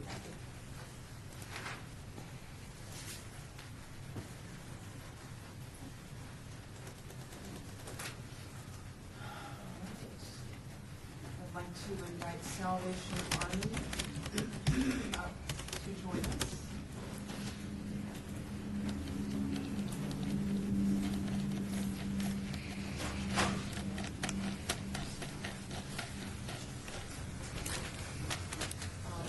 I see some familiar faces, so I'm going to run through the rundown anyway. So if I turn you to speak, Sean will warn you at 3 and stop you at 5, so we have time for Q&A. Please remember to state your name for the record. I know that we're going to have a problem with volume here, so I know you're going to be loud enough, and thank you very much for joining us. Well, good afternoon. My name is Philip Holland. I'm Director of Social Services for the Salvation Army. And joining me today is Levon Lewis, our Director of Business, as well as Linda Jenkins, who's a program participant. The Salvation Army has been serving Southern Nevada for nearly 70 years. Our organization has been in operation to meet human needs without discrimination, providing services to individuals and families regardless of race, religion, creed, or sexual orientation.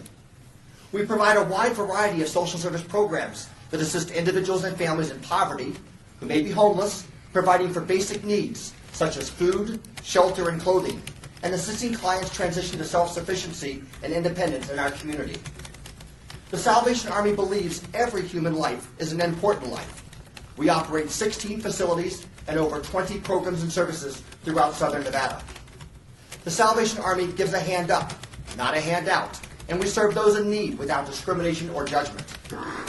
The Salvation Army currently provides rapid rehousing services to literally or chronically homeless households. Using the Housing First model, the Rapid Rehousing Program provides case management and supportive services to move participants into permanent housing first, and then provides them with the services, tools, and support needed to live their lives off the street and ensure they are stabilized. Our program currently provides for non-refundable rental and security deposits, rental assistance for up to 9 months, moving expenses, and utility assistance for up to 9 months. Our program also provides wraparound services, including our food pantry, community meals, clothing, and special annual events, such as our Christmas toy distribution, as well as supportive services such as vocational training, substance abuse treatment, and spiritual services. Community partnerships provide additional resources to health care, child care, and financial counseling. Our rapid rehousing program restores client dignity, self-esteem, and self-confidence, enabling self-sufficiency. The ultimate goal is to help our participants develop a long-term plan for housing stability, avoiding eviction and future episodes of homelessness. In the past 8 months, thanks to your ESG recommendation last year, along with financial assistance from others, we provided critical aid to men, women, and children in the city of Las Vegas. Together, we changed lives by helping 25 households with rapid rehousing services. Our funding request before you today allows us to continue providing rapid rehousing services to at least 10 more individuals or families, helping those households regain their self-esteem, self-worth, and independence. The funding request allows for the Salvation Army to continue our partnership with the City of Las Vegas to restore dignity to homeless individuals and families, to change their lives through the financial assistance, intensive case management, and supportive services provided. The Salvation Army is an international organization with deep roots in communities throughout the world. This year will mark our 150th anniversary. Local programs such as this, however, must cover their own operational expenses through local and private donations. We greatly appreciate the opportunity to once again partner with the City of Las Vegas and work together on the federal plan to prevent and end chronic homelessness by 2016, family and youth homelessness by 2020, and chart the course for ending all homelessness by 2020. Poverty shouldn't be a life sentence. We invite you to come visit, take a tour, and help us in doing the most good in Southern Nevada. I'd now like to introduce Linda Jenkins to share some information about the program participant. Hi. I used to be a live-in caregiver to an older gentleman. He passed away, and I didn't have a lot of savings or anything, but it threw me out there into the world with no place to go and where to live. I stayed at the rescue mission for a while. I stayed at the Shade Tree. And my social worker manager there, she told me about the program, Rapid Rehousing at the Salvation Army. I looked into it, and I met a young lady, Danita. She put me in. She helped me a lot. She talked with me because I was like devastated. You don't know what could happen to you. A woman in this world, you don't know where to sleep. You know, you can't even wash your clothes. You can't take care of yourself, your body. You know, and it was just devastating.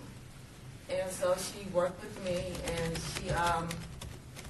they gave me clothing and shelter and bus passes to go to job interviews, what have you. And eventually they were able to place me in a place of my own. And it meant so much to me because there are people that care. You know, it's just so touching to have people that care. You know, because we need help sometimes, you know. And I'm sorry, it's just emotional. I'm sorry, but I just want to thank you. I just want to thank you all for helping, because now I can't have my dignity, and I can't cook my own food, and I don't have to be on the rain. I can, you know, be inside from the rain and the elements. So I just want to say thank you. Board members, questions? Member Taylor, just thank you for sharing your story. We really appreciate hearing from you. Glad you're doing it. Board members. Okay, when we talk about the chronically homeless, then it seems like it's talking about if they're chronically homeless, it seems like the efforts that were made to try to find them permanent housing isn't going to work. What are there extra steps that you take with the chronically homeless to help them break that cycle? For each person, it's a little bit different, and so it's bringing them into, it's basically getting them into the Salvation Army and into our shelters, our day shelter, our night shelter, our dining room, our entry points, and being able to build that trust and relationship. And when we get people into those facilities and we can start to build the relationships, getting her in to come in, walk in the door and trust Anita and be able to talk with Anita. It's all about building those relationships and being able to transition them from one program to another program. But for rapid rehousing, what we're trying to do is, rather than putting them into the shelters to stay for 6 months or a year, we're actually moving them into her own place and letting her just be able to build her self-esteem and be able to be, like she said, cook in her own kitchen. have her own door and an apartment and be able to close that door, have a key to her own place. That's what it's all about, and that's a shelter isn't providing that service. And then, of course, we involve the people. Levon Lewis. Levon Lewis, I'm Yes. sorry, Elsie Levon Lewis, for the record. We recruit the people to get into our vocational training program if they're without a job.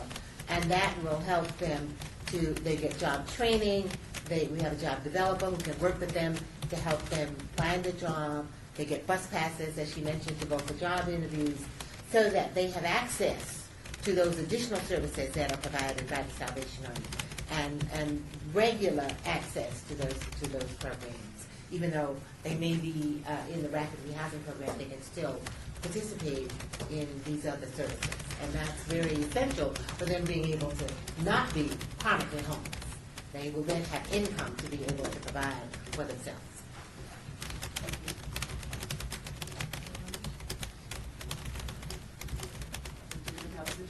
It seems like a big part of this is trust, is building that trust with your clients. It seems like you guys have that down. Yeah, I mean, I think it's really just about being there to support Linda, being there to support one person at a time. It's not about serving, a large group of people. It's breaking it down and working with it one-on-one, building those relationships and meeting people like Linda. And then Linda has the ability. Doors were being slammed on Linda. She was going out and she was wandering, and now she's able to get into her own place. She's now able to go out and share with others her story and be able to be here. And we're so proud of her to be able to come here today and share that story, because she's inspiring other people that are coming in our doors that they too can do it. They too have to have that faith and that confidence, and they will have their own place as well. And it's not just about singles, it's families, it's bringing everyone together. So, thank you, Rick. I still have about a minute. Is you guys going to add anything? Just thank you. Member McGrath, board members, I had somewhat of an impromptu visit to Philip and his facility. I delivered, I think it was 2 or 3 truckloads of the Marine Corps Reserve Force for tots down to your building and got a tour of the food pantry. And it was very impressive. And I'll tell you, it was impressive and sobering, and keep doing the good work that you're doing. It's not just about rapid rehousing. It's about all the programs and services that go along with that. It's about providing the food baskets. It's about being able to provide everyone all these other resources and wraparound services. And about the vets that you're trying to get back into the workforce. Absolutely, all of our veteran program services.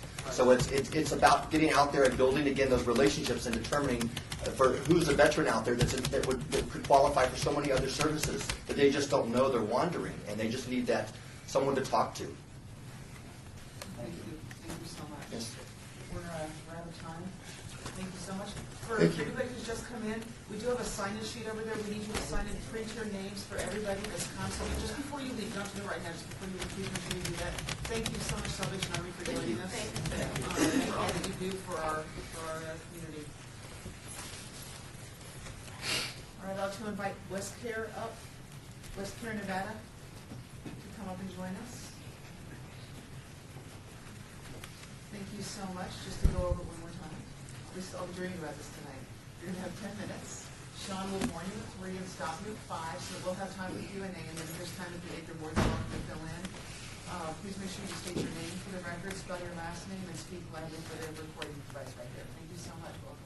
Thank you. My name is Erin Kennard, and I'm the area director for Westcare, Nevada, and my last name is spelled Kinard. I'm Chris Nelson, the Deputy Director for Westcare, Nevada. Last name is Nelson. Today we're here to request funding for a wet shelter program in Southern Nevada, Las Vegas. Currently in Las Vegas, no other shelter facility allows individuals under the influence of alcohol or other substances to be admitted into their program. This poses problems for the community in general. These individuals are left roaming the streets. Majority of them are service resistant for various reasons, whether it's past bad experiences or not ready to change. This wet shelter program would allow an open door for those individuals to come in, present themselves, and provide a safe place for them to rest, and hopefully open up the door to more opportunities for them, maybe transition to higher levels of care, and just get reintegrated into the community and off the streets, essentially.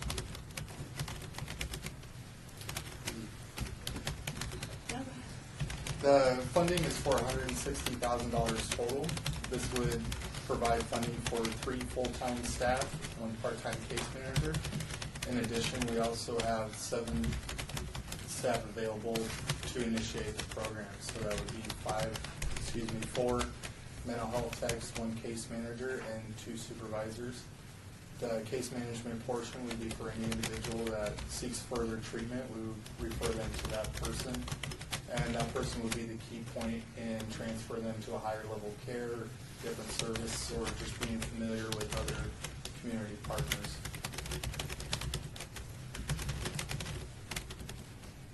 Board members. Member Audrey. So this funding will serve 20 clients. How many clients are we going to turn away?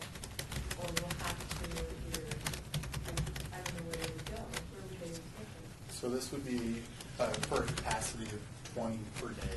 So, yeah, it's not 20 in the whole year. It'd be a building dedicated to 20 individuals. Okay, and what do you see on there?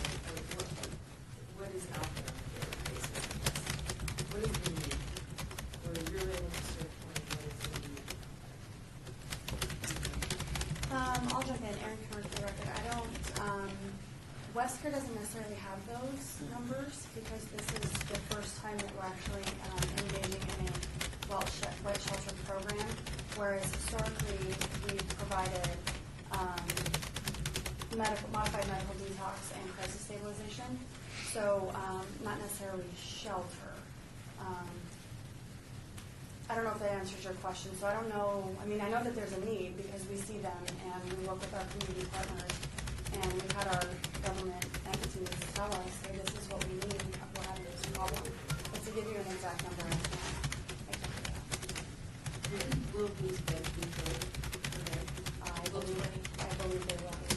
And the way that we have it structured, 1 bed could possibly turn over twice in a day, because it's not meant to be a long-term, come hang out with us program. But let's just get you sober, let's give you a place to rest your head, make sure you're safe, get you onto some next level of services. And, I don't want to take up the presentation time, so I'll address your question about the need at the end of the presentation. Board members, questions?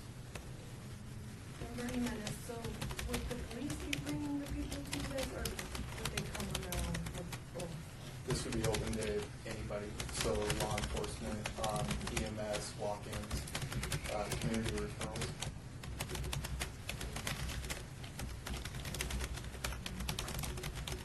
Member Pappas, I'm imagining, with this being a new program, I'm imagining that you've got to have some, insurance had to be a challenge. Making sure that you're assured that if you're dealing with people that have medical issues, they're inebriated, they're high. I would imagine that there's also security issues, do security at the facility, so that for those clients that do become violent, you can handle that? well, with the insurance piece first, because we currently operate the Community Triage Center, which is the Modified Medical Crisis Intervention Program, our senior management has worked out the insurance piece, so that's covered. As far as security goes, we do a lot of training with our staff as far as nonviolent crisis intervention, or CPI is what they call it. So it's de-escalation skills. Thankfully, we haven't seen a whole lot of acting out with our clients. If they do become upset or irate, the staff have the skills and have been successful in de-escalating that situation to not have it become violent. Thank you. I'm assuming that the agencies, with Metro, EMS, et cetera, they're able to pre-identify if there's going to be an issue and not bring it. Absolutely. Board members. Hi, Member McGrath. Is your facility on Martin Luther King still operational? Or is Project Neon We are the last man standing. That's what I thought. We are the handcuffed to the pole. We won't go. No. Yes, we are still operating and functioning in that building. And the idea is to combine the current CTC as it stands on 4th Street right now with our new facility that's being renovated as we speak on Where's Maryland the new Parkway. facility? It's 323 North Maryland Parkway? Yeah, North Maryland Parkway. How large a facility is that? It used to be the old NALA building.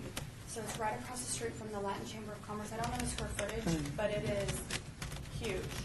I mean, it is. It's like a mansion compared to what we're in now. Okay, when are you scheduled to move out of your facility? They've got us slated for about June, Yeah. pending anything goes. I mean, they said January, but then we had to Can your plan other another. building absorb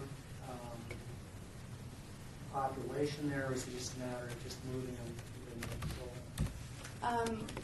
Our plan is to take the CTC and the 50 beds, the licensed 50 beds, and move that program and those services to the Maryland Parkway facility.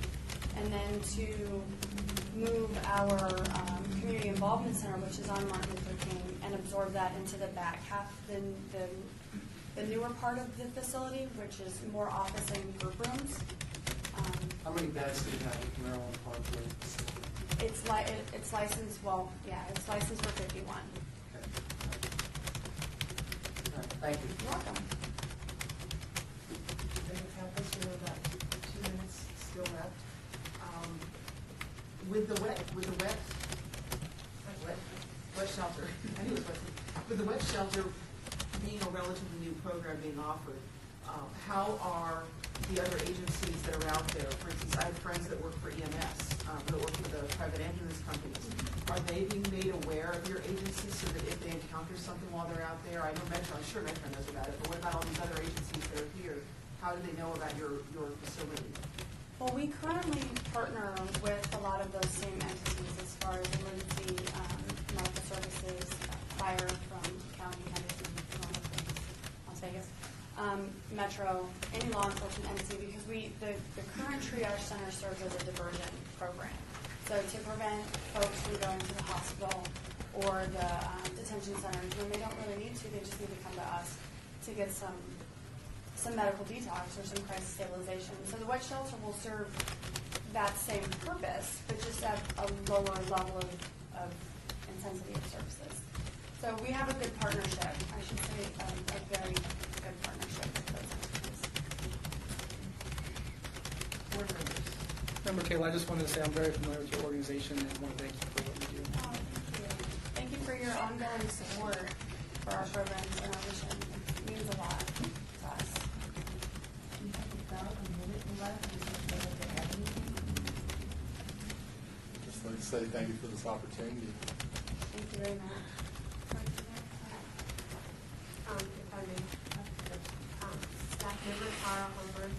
In terms of the outreach, we have several outreach teams in our community. The city of Las Vegas, we currently provide emergency solutions grant funds to help us in Nevada specifically for an outreach team. We also partner with Dr. Annie Wilson and Metro and several other agencies that have outreach teams. And what we've been doing lately is conducting meetings to have all of the outreach teams come together and talk to make sure that there is coordination, that we're using the best of our resources in our community because it's so limited and the need is so great. And having said that, we started having the outreach team survey as they go out and they meet with people, and that's how we identify the need for a wet shelter. One of the ways.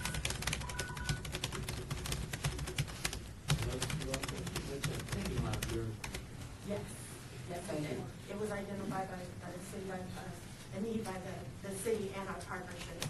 I also wanted to mention that we currently have an interlocal agreement that includes City of Las Vegas, City of North Las Vegas, Clark County, Henderson, and Boulder City, where we all contribute to pay for the community triage center that WestCare currently operates, which is that next level of detox and intervention services. So we needed to take a step back and start at the beginning and provide that emergency shelter, and then hopefully, it becomes a great great partnership in that we can get people in, get them sober, and then get them to the next level of care. So that was our goal. Thank you so much for what you do for our community and for coming to join us today. Thank you very much.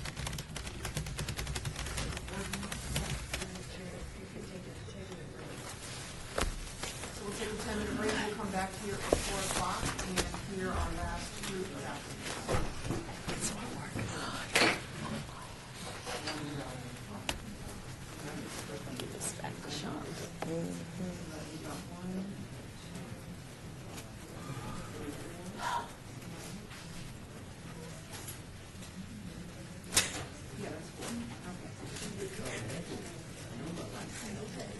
Yeah.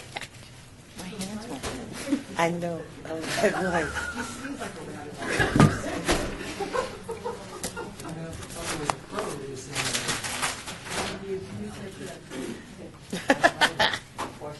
Crazy. Wow.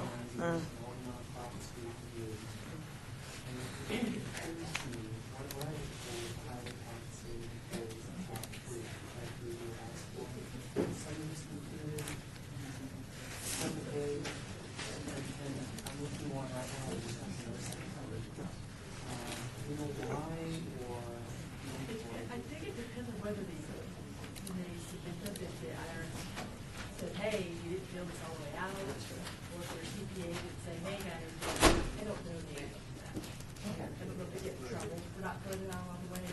Either we ever call them on it, or say, they can actually tell you, there was a huge article in Sunday's article about nonprofit agency. We're talking about it. Oh my God. Call her right back and never come. She's here.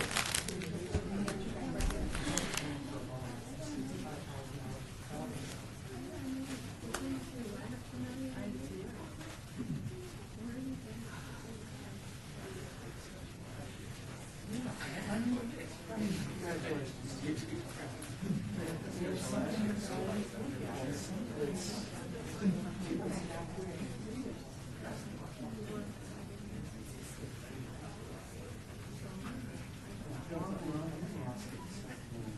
don't want to walk on charge, but it's just maybe some better internal policing, we need to talk to how we compensate employees.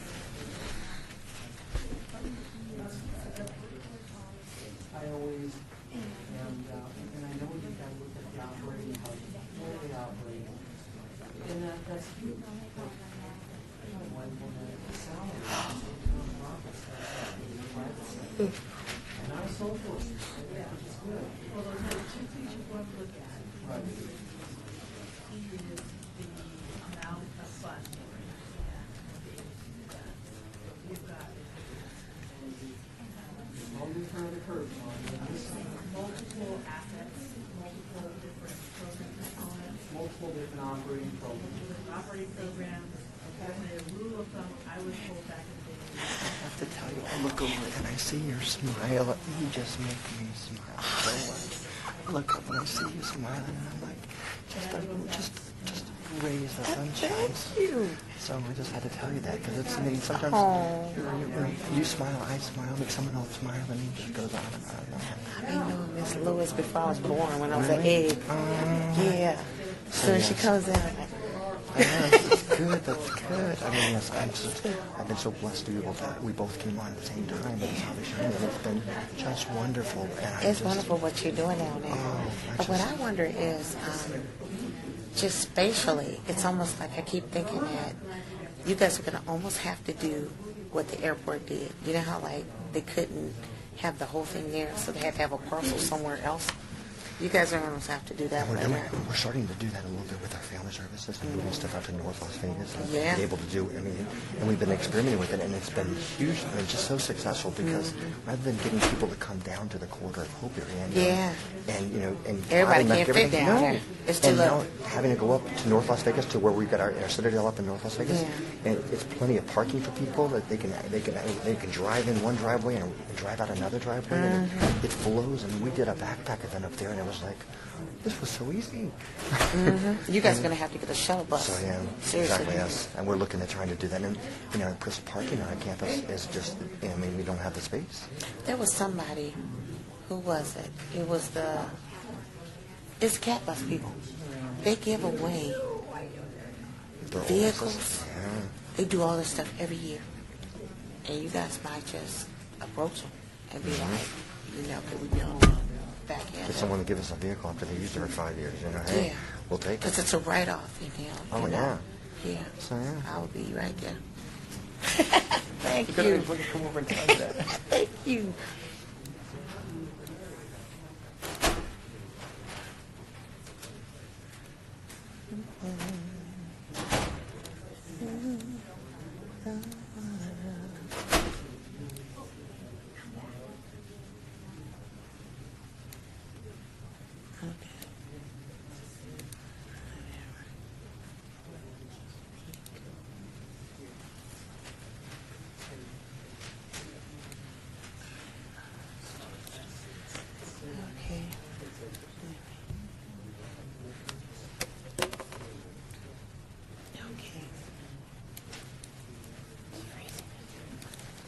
Oh, I know. I know it. And after it snowed yesterday, I was like, whatever, man. Sheesh.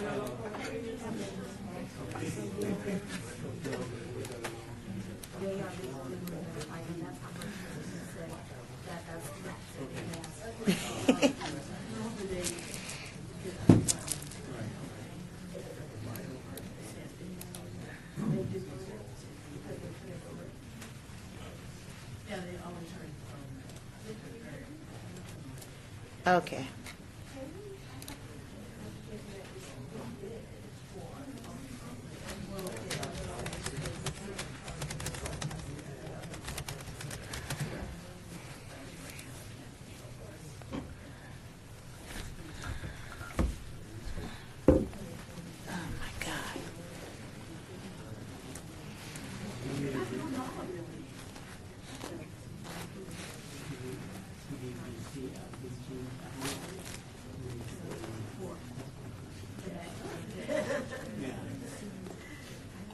Yes, I can.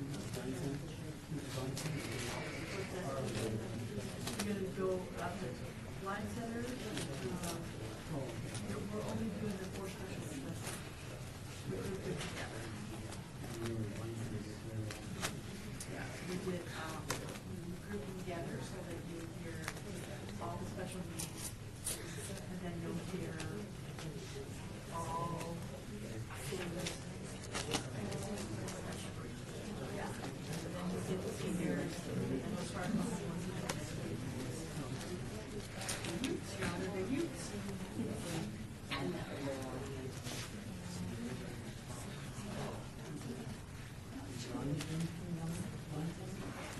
Ronnie is actually.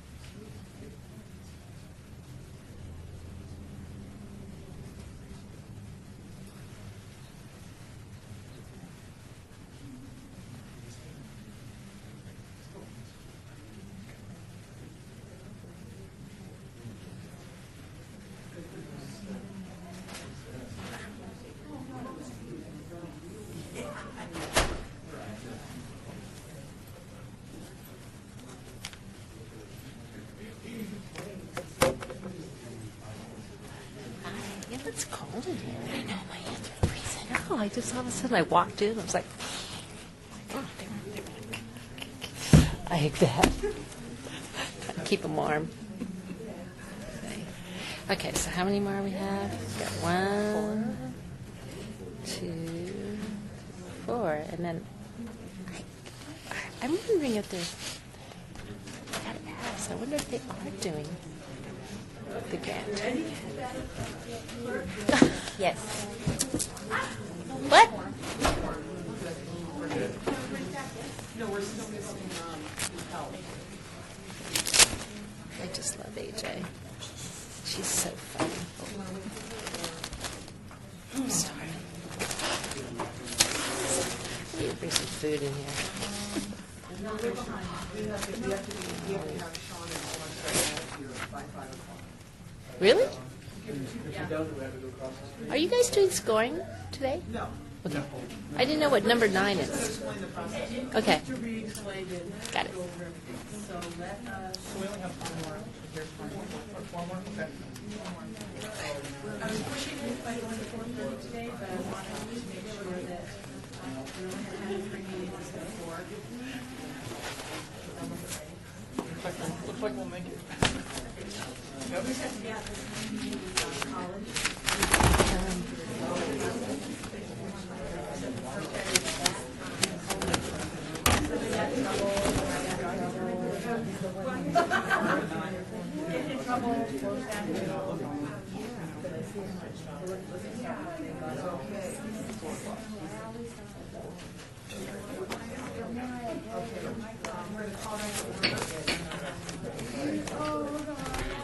Welcome, everybody. We're going to come back to order. Before we start, I'd like to just remind everybody, if you have not already, before you leave, please make sure you sign in. There's a sign-in sheet over there on the side. Please print your name and sign in for everybody that's come with you today. Thank you all for joining us. We have 4 more hearings to have, presentations, 4 more presentations to go.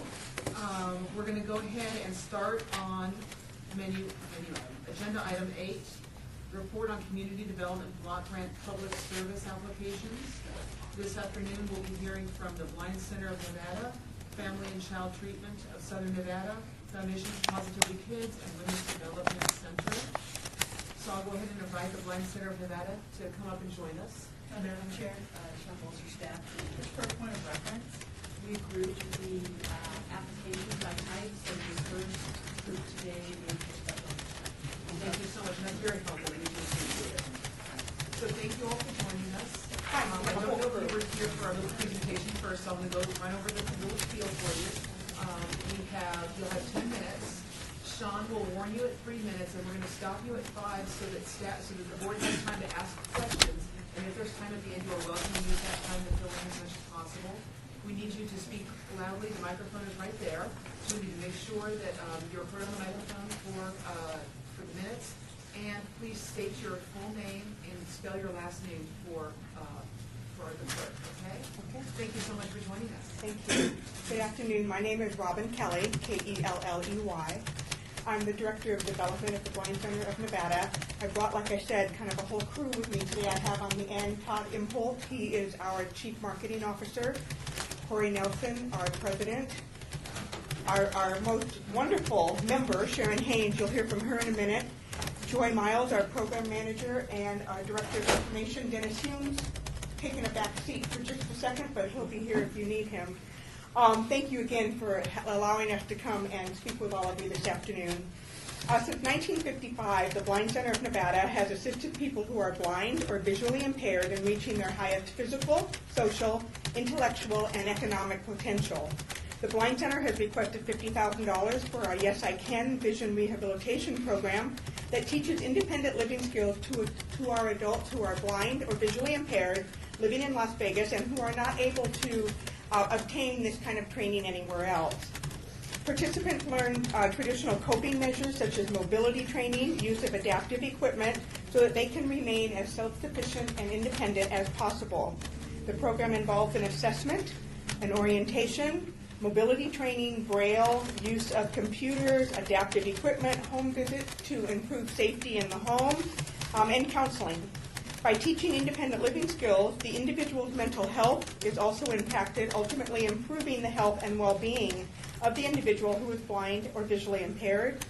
In the past 2 years, more than 350 individuals have benefited from the Yes I Can program, directly resulting from the Las Vegas CDBG dollars. Some of those are, of course, duplicated clients, because we do have members who don't just come once and learn one skill, but they come back year after year, week after week, all those things, saying, today I'd like to learn how to cross the street. Today I'd like to learn how to go grocery shopping, those different things. And so they keep coming back and asking for more training on things that would help improve their life. At this time, I would like to introduce to you Sharon Haynes, once again, one of our members, and she's going to tell you a little bit about how our Yes I Can program has impacted her life. Hello, my name is Sharon Haynes, Haynes, and I have been a member at the Blind Center for almost 3 years now. And when I started the Blind Center, I really had no mobility training. I was born legally blind. I am 2400, and what that means is that I have to be 2400 times as close to see what you would see at 2020. Well, for me, one of my biggest obstacles has always been crossing streets. For me, I never did learn that independently. If I was out, I always went with someone, so I always had someone with me. But as I grew older, I had jobs to do. No one could always go with me. I couldn't do that with high school either. So what I would do if where I got off the bus wasn't on the same side of the street, I would just go extra early, ride that bus all the way around till it was on the side of the street I needed. That could be 10 minutes. That has been up to an hour or more just because of my fear of crossing the street. Well, at the Blind Center, I did meet with a mobility counselor, Louise, who helped me with that. She taught me to listen for certain cues. She taught me to walk with certain people. She taught me, how to use a stick at night, because at night I can't see at all. So she taught me all of those things, and that has really helped me a great deal. Thank you. Are there any questions at this time that we can answer for you? No. Oh, I'm sorry. Sharon, thank you so much for joining us. For those of us who were sighted, we never think about the challenges. And so you hear them from you, and that's amazing. So thank you for coming in and sharing with us. You're welcome. I was just talking to another agency that was here. We were talking about the trust that you have to build with your clients. And what a gift it is to be able to do that. So thank you for that. How many of your clients that come to you are people who have been blind or vision impaired since birth, and how many of them are new, people who have recently? I would say probably about seven. My name's Corey Nelson, Nelson, and we don't have hard statistics on that. We should, but we don't. I would say probably 70 to 80% are people like you and me who have sight, and then something happens in their life, whether it be an accident or diabetes or glaucoma or so forth, and then they lose their sight. And so most of the people we have are people who were sighted at one point and then lose the sight through an accident or disease. We have, in fact, one member who was fully sighted, for a long time. We had a wonderful career. Somehow was injured, lost sight completely in one eye, and he had recognized that he's slowly losing his sight in the other eye. He knows that at some point in his life he'll be completely blind. So he's coming to the Blind Center now, trying to learn all the different things that he can while he still has some sight to help him. It's easier to learn how to walk with a cane, I'm assuming, if you have some sight. Yes, it's easier to actually learn how to do that while you have some sight, because mine has been diagnosed that I'm currently losing more of mine. They don't know how far that will go. So I'm learning cane skills right now. Like at night, I definitely need my cane anyway, but I'm learning cane skills now because it's easier to pick up those skills when you have some sight. Yes. Agent Powell member, I was watching a program maybe about a week ago, and there was an application on a lady's phone, and I think it was called My Eyes, but it was literally an application where the phone, she would say, okay, down my eyes or my vision or something like that, and it would call this agency. And through the phone of the person that needed the assistance, the person could walk them through certain things, or she could move her phone so that they could see an intersection, and the person would literally guide them like they were with them. Have you heard about anything like that? I heard about it on Facebook. I think the Lighthouse of the Blind posted that, about that app. And that just seemed to be really amazing, and if you hadn't heard about it, I wanted to put that out there. No, definitely. There's a lot of adaptive equipment out there now. Our computer lab, we have different software to where members who are partially sighted can go in and increase the font size so that they can be connected with the internet in the world. Those that are completely blind, they're able to wear a headset and the computer reads everything to them. So again, they're able to connect, like I say, the internet, find out what's going on everywhere.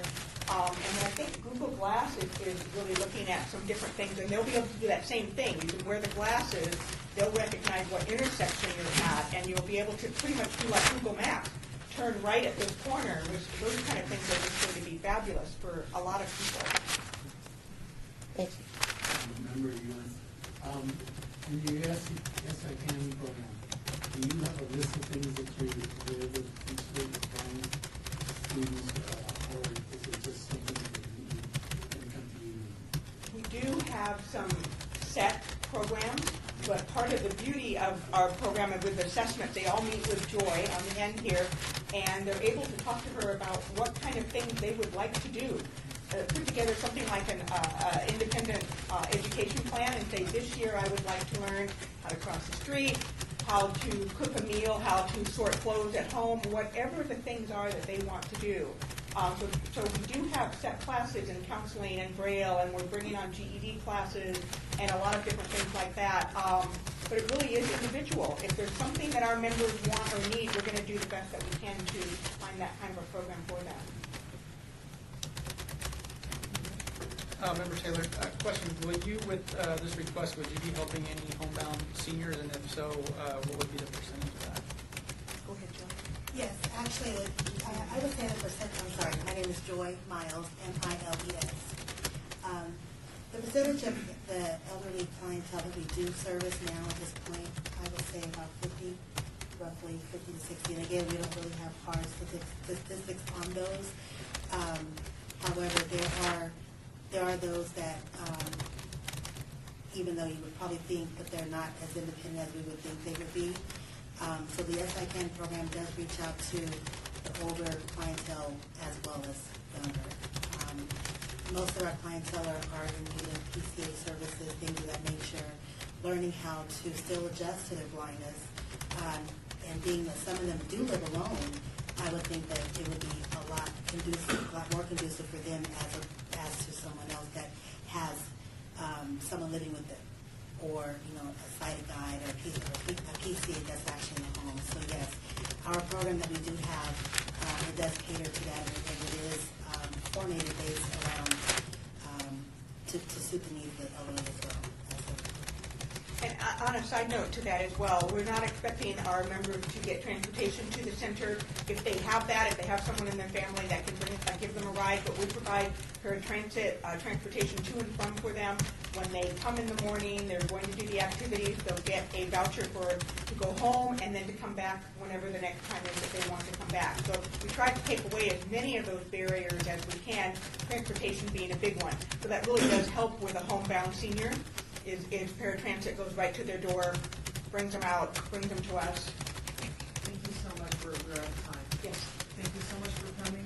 Sharon, thank you so much for coming and speaking to us. Thank you. I was saying earlier, it's a little scary coming and sitting in front of your little group, and we appreciate that you do. It helps us understand the impact of the program. Thank you.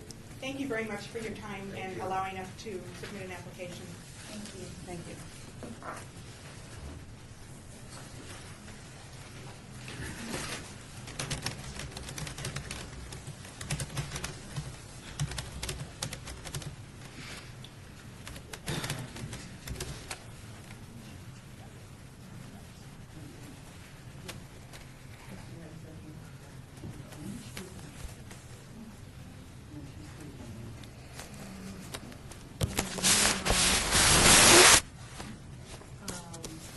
Family and Child Treatment of Southern Nevada.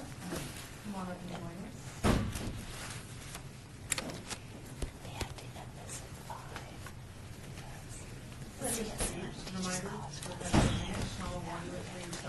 ask that you have time for Q&A. Okay. At this time after, you're welcome to use it. Please make sure you state your name and spell your last name or speak up when you can. Okay. Thank you.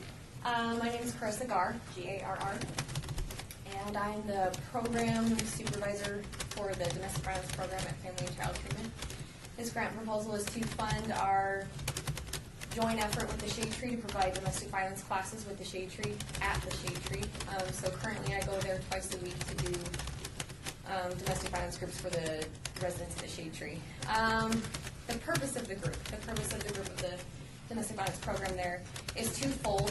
First is to help them learn the skills to move forward to healthier relationships. We talk about different forms of abuse and the red flags of abuse, and I'll get into that a little bit later.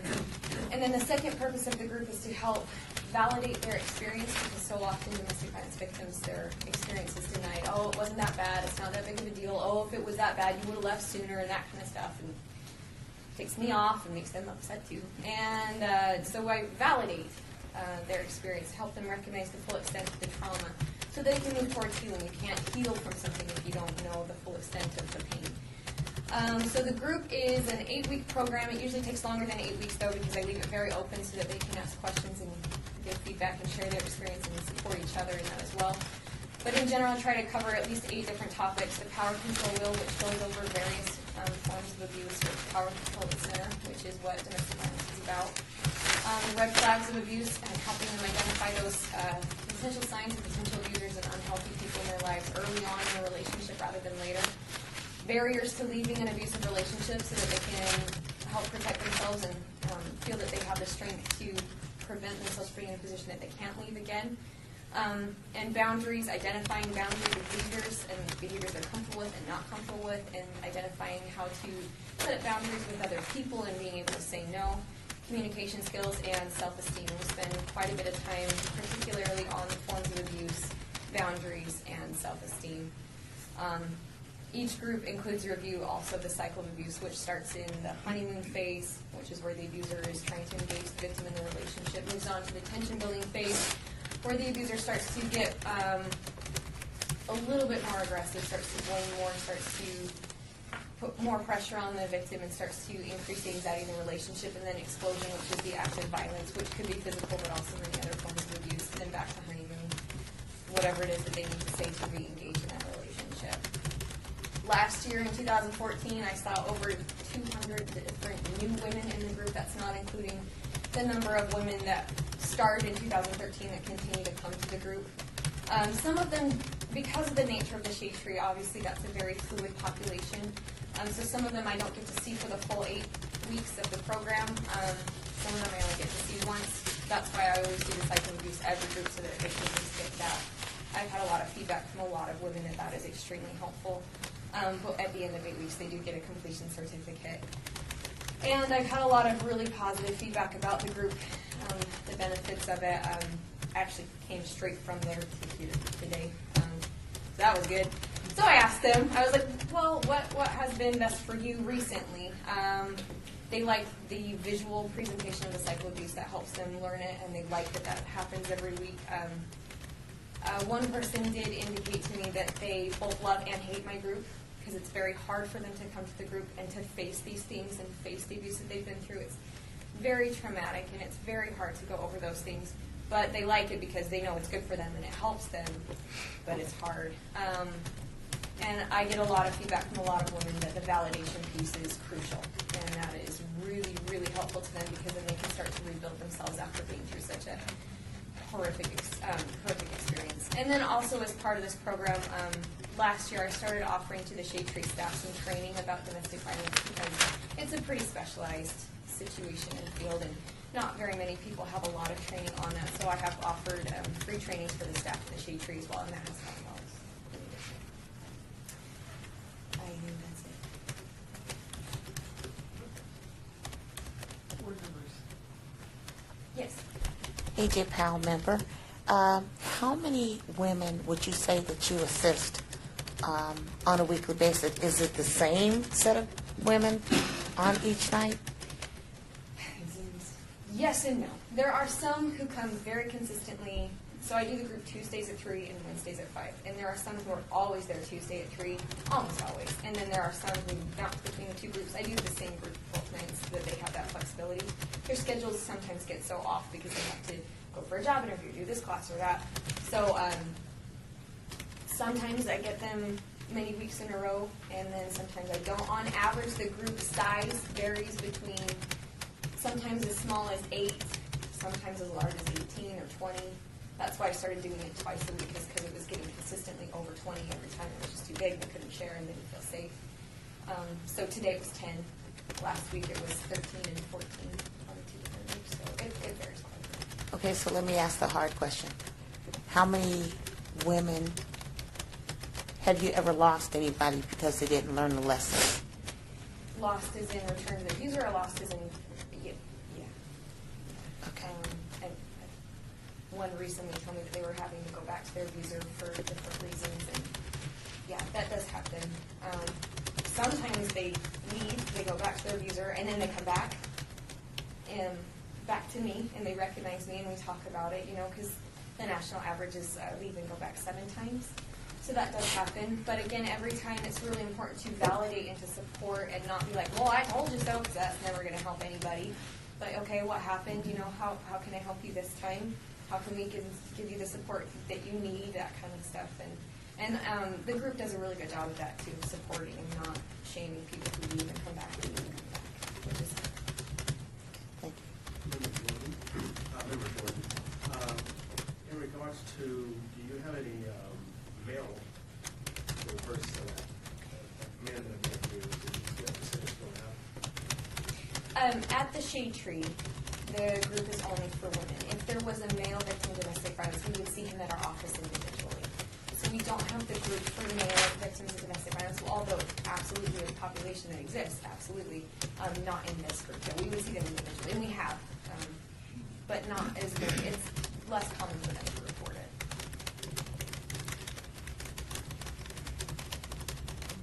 Member Taylor, you indicated that your training is very specialized. Do you know of any other agencies that are doing training the way you're doing it, or is the way you're doing it completely different than anyone else? Well, the way I do it for the Shade Tree is I ask the clients, what do they need to know? Where are we falling short for you? So the group members kind of tell me what they need their staff members to know, and then I go in and offer the training and then the background information to them. So at the Shade Tree, I don't know of anyone else who does that specifically for that agency. I'm sure other people do very good trainings, but I'm as far as I know, I'm the only one at the Shade Tree doing it. Yeah. Member Jimenez, you guys offer Spanish classes? Or? I wish so badly that I spoke Spanish, but I don't, and I'm the only therapist in the group right now. So right now we don't, which is just a darn shame. But no, I'm just still not speaking Spanish. I just can't do it. Your family and child treatment center doing that. Mhm. But you mentioned Shade Tree. Are you part of Shade Tree or working with Shade Tree? I work for FACT. FACT is the company that takes care of all this, but I go to the Shade Tree. We have a partnership with the Shade Tree to provide the domestic violence treatment at Shade Tree. I'm the only one at Shade Tree providing that Is treatment. there anyone else at Shade Tree doing your thing? No. Just We talk about usually the primary abuser. In these cases, we're talking about usually the dominant people in the household, the mother. Mhm. What about the children? Are you working with the children who are witnessing this, that perpetuate that cycle of abuse, either becoming victims or abusers themselves? right now the group is only for 18 and up. I used to allow children in the group, but then people felt like they couldn't talk what they needed to say, and so it's really important to keep the kids and the adults separate. And it would be really great if we could add that child component, but right now we don't have it. My time is limited at FACT as well, but so right now, no, we don't have it at Shade Tree. However, if they did want their kids to be seen individually, again, they could call us and see if their kid qualifies for treatment at our offices. If they bring them to us, we will see them individually. Yes, yes. And in addition to their children, they can also, so I do the groups at the Shade Tree, But if they want individual therapy just for them directly, they can have that as well at FACT for free, because that's the grant that we do. So I do let them know that frequently. You know, I've got pins with our number on it, and I hand them out like candy. So we make sure that they know that there are options, absolutely. We're unfortunately we're out of time. Thank you so much for coming in and for everything that you do. That is the most horrible stories. Yes, yes, I do. And not pleasant conversation stories, absolutely. People don't like to hear what I do for a living very much. But you've probably got some good success stories too. Absolutely. I love my job. I love it. I wouldn't trade it for anything. Thank you. Thank you so much. Thank you so much for your time.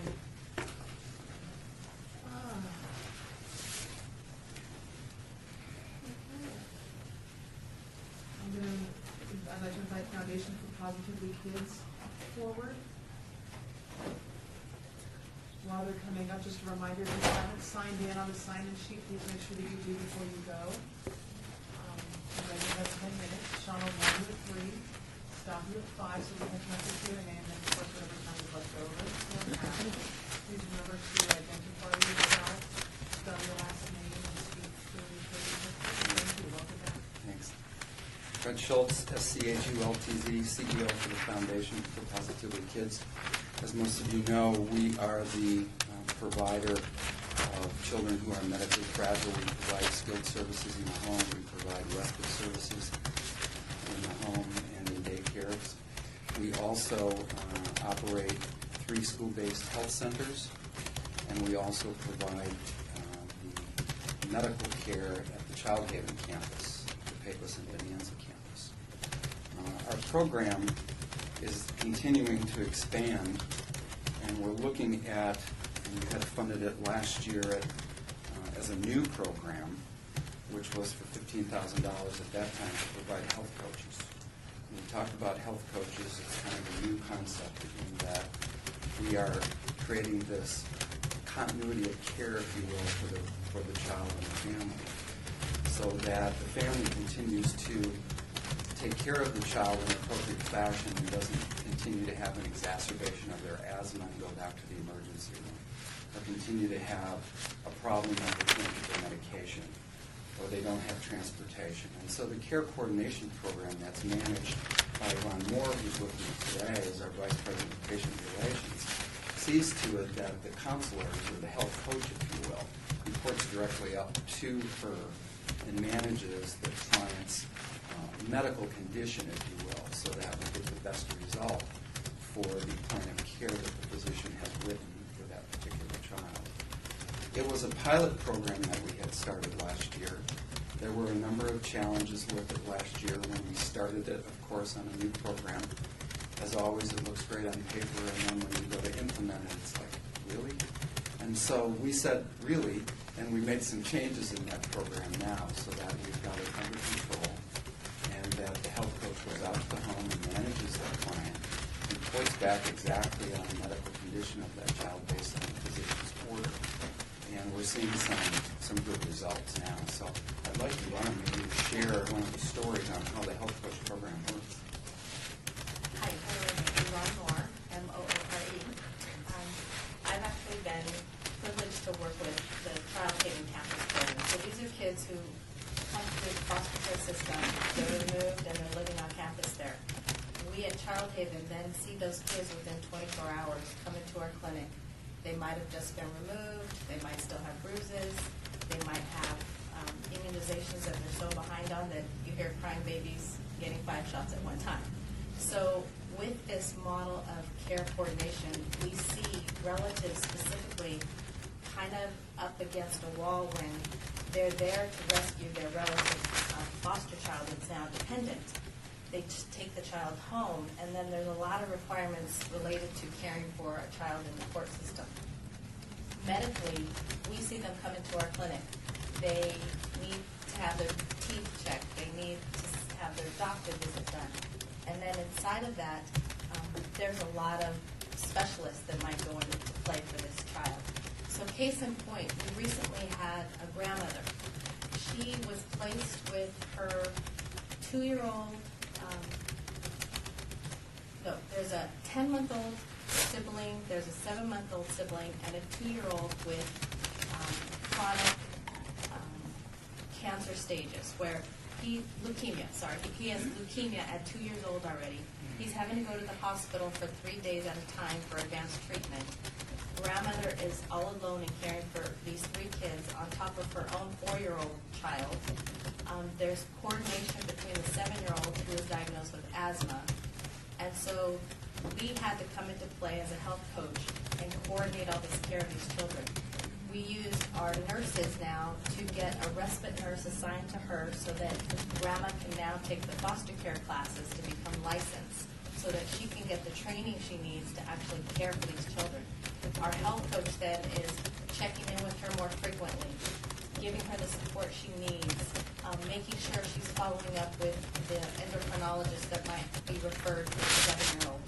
Then she's also looking for insurance pieces. We have an insurance component, making sure she's now applied for Medicaid to continue all these services for these kids. There's a lot of needs that one caretaker might have, multiple layers in the medical field. So the care coordination is so important where through our EMR, we're able to document and track when the child goes out into the hospital, when the asthma child has to be sent to a specialist, when our health coach is actually going to the home, doing home visits, talking to Grandma and giving her that love and support that she needs. On top of that, communicating with the social worker. So it's all coordinated care that's so important.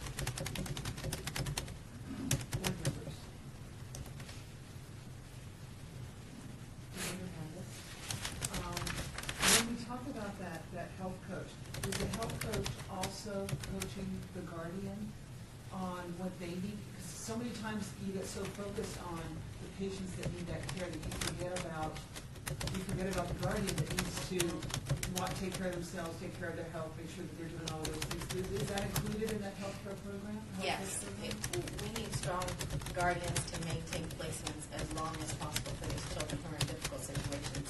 So, like I was saying, providing her that respite nurse actually relieves her to take care of herself, have the training she needs, be on her own, and really take it in. And then by going to the home, it relieves her of having to travel sometimes on a bus to a clinic and do all these appointments. So we are now doing in-home services, wrapping everyone around and coordinating the care between all of the specialists, social workers, pediatricians, welfare offices, everybody else, so that, one person can actually help this grandmother track and coordinate everything.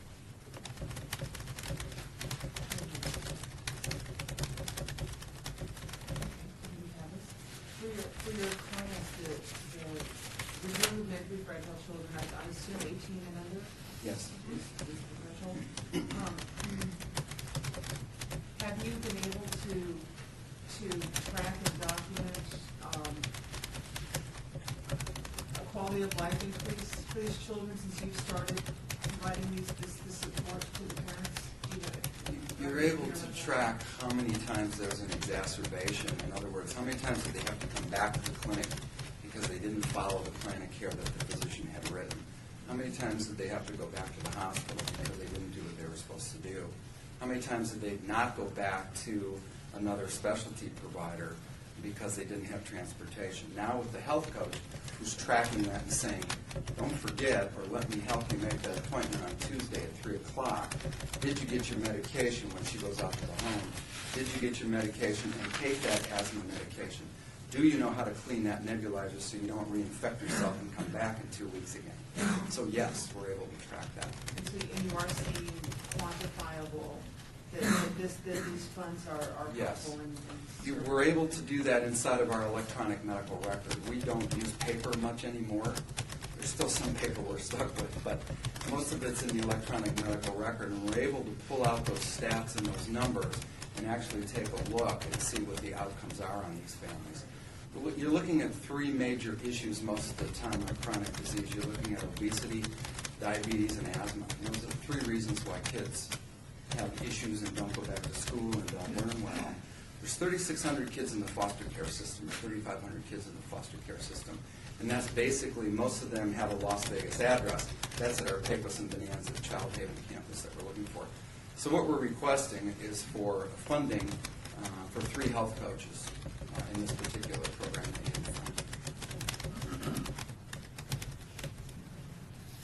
We've got about a minute left. Board members, do you have any other questions? Do you have anything you'd like to add? Yeah, I think it's important that people understand what this health coach role is, because I know when we presented it to a number of people within the community and when we were here last year and talked about it, sometimes it's difficult to get a grasp on it. What does that mean? Aren't you responsible for your own care? You know to go to the dentist every 6 months. You know to go get your medication when you have an infection. You know how to get transportation to go to pick up your prescription. But families don't. Most families don't. And when you have 3,600 kids or 3,500 kids in foster care, the expectation's not there. And so now we're able to do that. So we're seeing the difference now. And even if I know to go to the dentist, if I choose not to, it's not as big an impact as it is for a medically fragile child. Sure. Who's never been to the dentist, and he's now 13 years old, so you can imagine what his teeth look like. Thank you so much. We appreciate you coming. Thank you. Thanks for your time. Okay,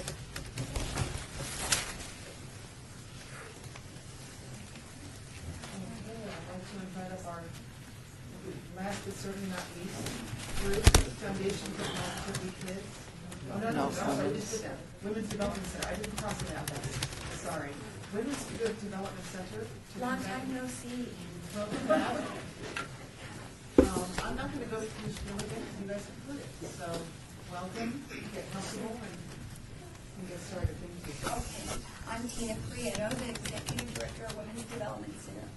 And we have Bridget Clarity and Vivian, who will all introduce themselves as we come to them. I thank you again for allowing us this invitation to come before you. And as always, you've supported us for numerous years to make a big difference in the community. This is the Housing Stability for Family program that we're coming before you. And this is providing disabled veterans and disabled domestic violence victims with a variety of affordable housing and support services wrapped around. We noticed there were hundreds of disabled veterans and just as many domestic violence victims that were out there and were falling between the cracks. We had homeless vets that were living in abandoned homes, and with the women, there were families that were living in their car, just making it, and really they've been just shunned.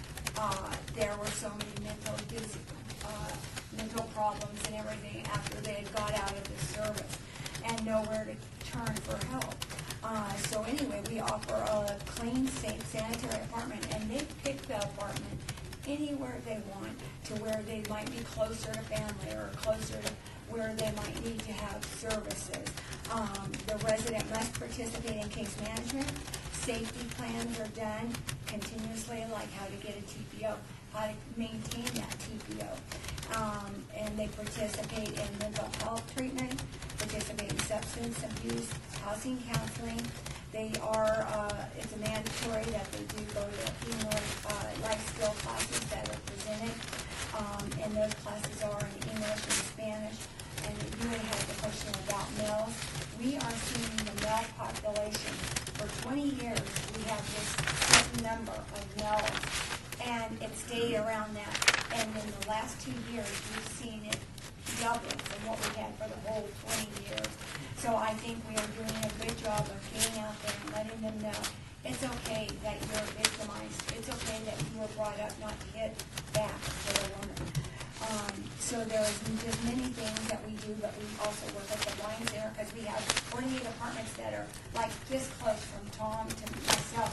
So we offer them a discounted rate, and then their people can actually walk over. But I want to get into Willie, a wonderful speaker, and I thank you. So I'm going to turn the floor over to you now.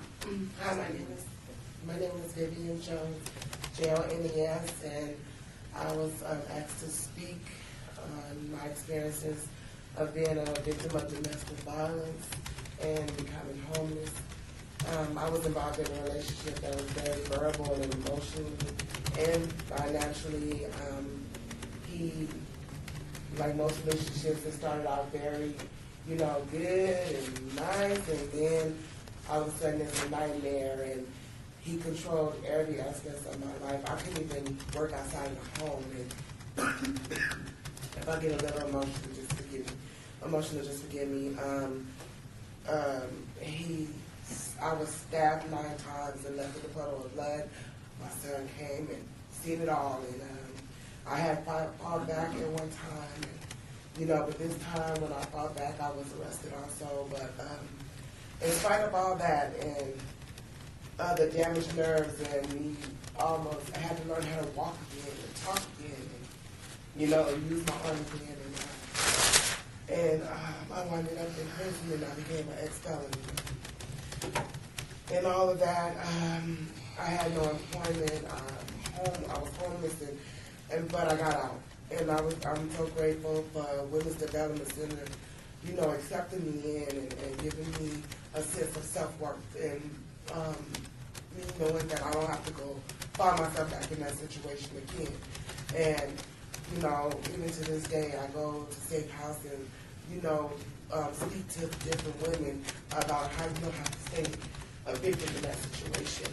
And right now, from 10 years, I'm finally free, and I can, I'm with the employment program, mental health, and, it's, I'm in housing, I don't have to worry about walking on eggshells if I get slapped in the morning for something I may have said wrong, or, I don't have to be bound into in the home, I can go out and I can go, I can get my education, I can work now, I can be free, and I'm just grateful for Women's Development Center for giving me a chance to help me.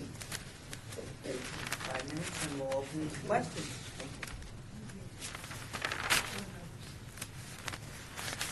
AJ Powell member, and not so much a question as a statement. You're standing. You keep standing. You keep standing. That's what you do every morning.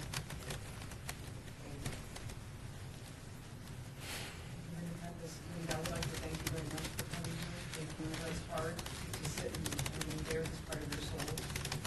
We appreciate it. It really helps us to put a face to what we hear and to understand the impact of understand the impact of what this team and this group does. So we really appreciate you coming in. Thank you. I need to figure out how to ask, but I won't ask. So, does anybody else? Somebody. I did want to say too, because there weren't any self-defense laws on the books at that time, so that is why she was arrested and in prison. And as you know, there are apartments and there's screening and credit screening, and they look at the applicant, and it was very, very difficult. So when we were able to look a little deeper and understand why she's a felon and why it's showing up and stuff, and we researched it and found the background. So Can I answer a question that you asked prior? Person? Well, it's about this, right? Yes. This program? Yes, Okay. yes, sorry. Absolutely. The relative to this. 24% of the domestic violence victims that we serve through this program are males. They are single fathers who have legal custody of their children. Their female abusers are in jail. They're in prison. I have found that it's very difficult for these men to admit that they're victims. But these guys have 4 and 5 children that they're caring for. I got one that's got 4 that there's 4 kids 7 and under, and he's doing a bang up job. So we do see a lot of that. You had a question about assisting children, and most of the domestic violence funding does not allow you to serve secondary victims, which the child is considered. So you have to go out to other, beg and plead for those kinds of funding. But most domestic violence funding is specific to the primary victim. And as far as child protective services. Oh, I forgot about that. We have. Can you ask me a question about CPS? We have numerous that we're in the court systems, and then they're writing us the letters and saying that if you can tell us that you have placed this person in housing or that they're guaranteed housing, we will ensure that reunification will take place. And so we answer those all the time. It's a huge percentage. We We had 14 families who came into the program with CPS Contact, which involved 24 children. Through participation in our program, 22 were reunified with the children, the parents and CPS close to cases because of their participation and their improvement in parenting.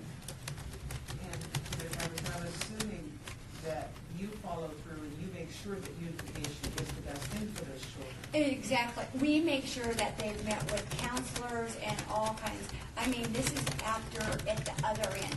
We don't, our state is very pro reunification. This is after they've gone through, We do a lot of service coordination with the CPS worker. We craft a case plan that includes their goals as well as ours. That way it kind of streamlines things and makes it easier for the family to comply.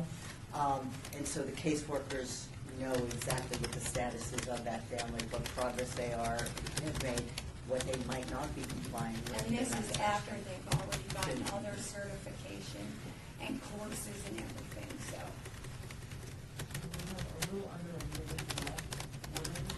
Member Jordan, yeah, thank you very much for the clarification. I was just, it's good to have that, not balance, but how, problem to problem. It is, exactly. We have nice systems. So, as a baby boy, I could see, the issues. No, yeah, family violence is family violence, and It it is. is not always the male that's perpetrating it. Exactly, yeah. Some had violent mothers that were very abusive, and others repeating the pattern. But as Bridget said, the ones we have are doing really great jobs, probably better than Some of the women, yeah. some of us. Like they take the newsletter that we send out to them with the recipes, and how to make a peanut butter sandwich with in a variety, and they were clipping recipes. Yeah, we did that. We did that for Thanksgiving. So, yeah. We just need time. Okay. Thank you guys so Thank much you. for coming, and again, for all you do. Vivian, for coming and speaking to us, we really appreciate it, and for your information. Thank you for all you do and all the time you do.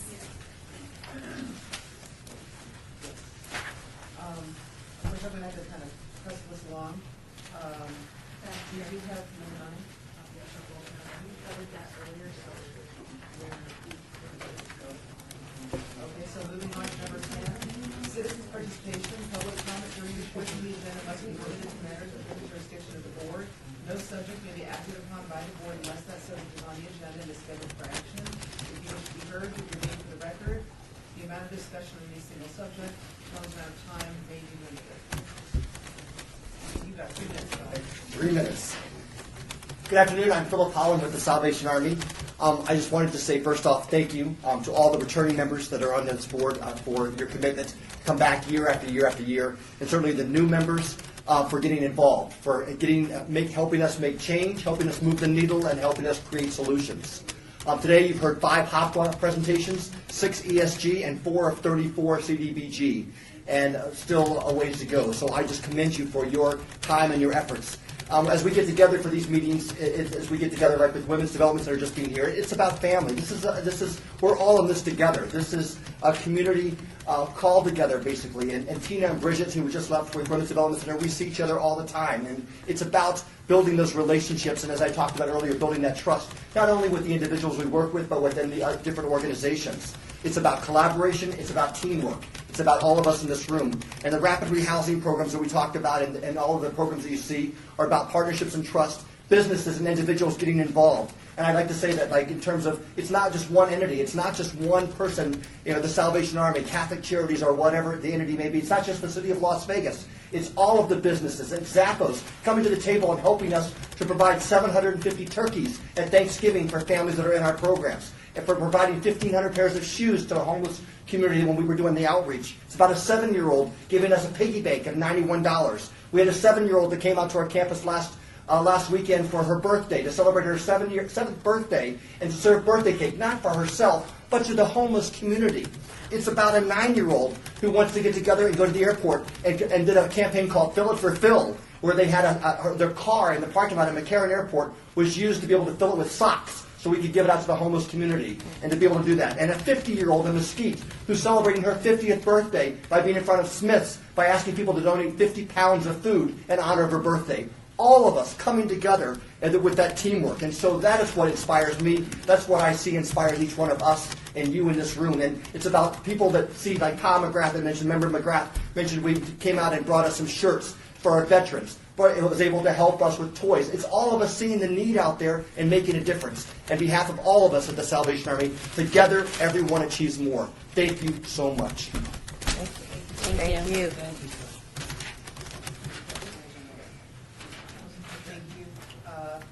All right, with nothing else to be heard, I'd like to hear a motion to adjourn. Second motion. All right, we adjourn. We only need to, thank you.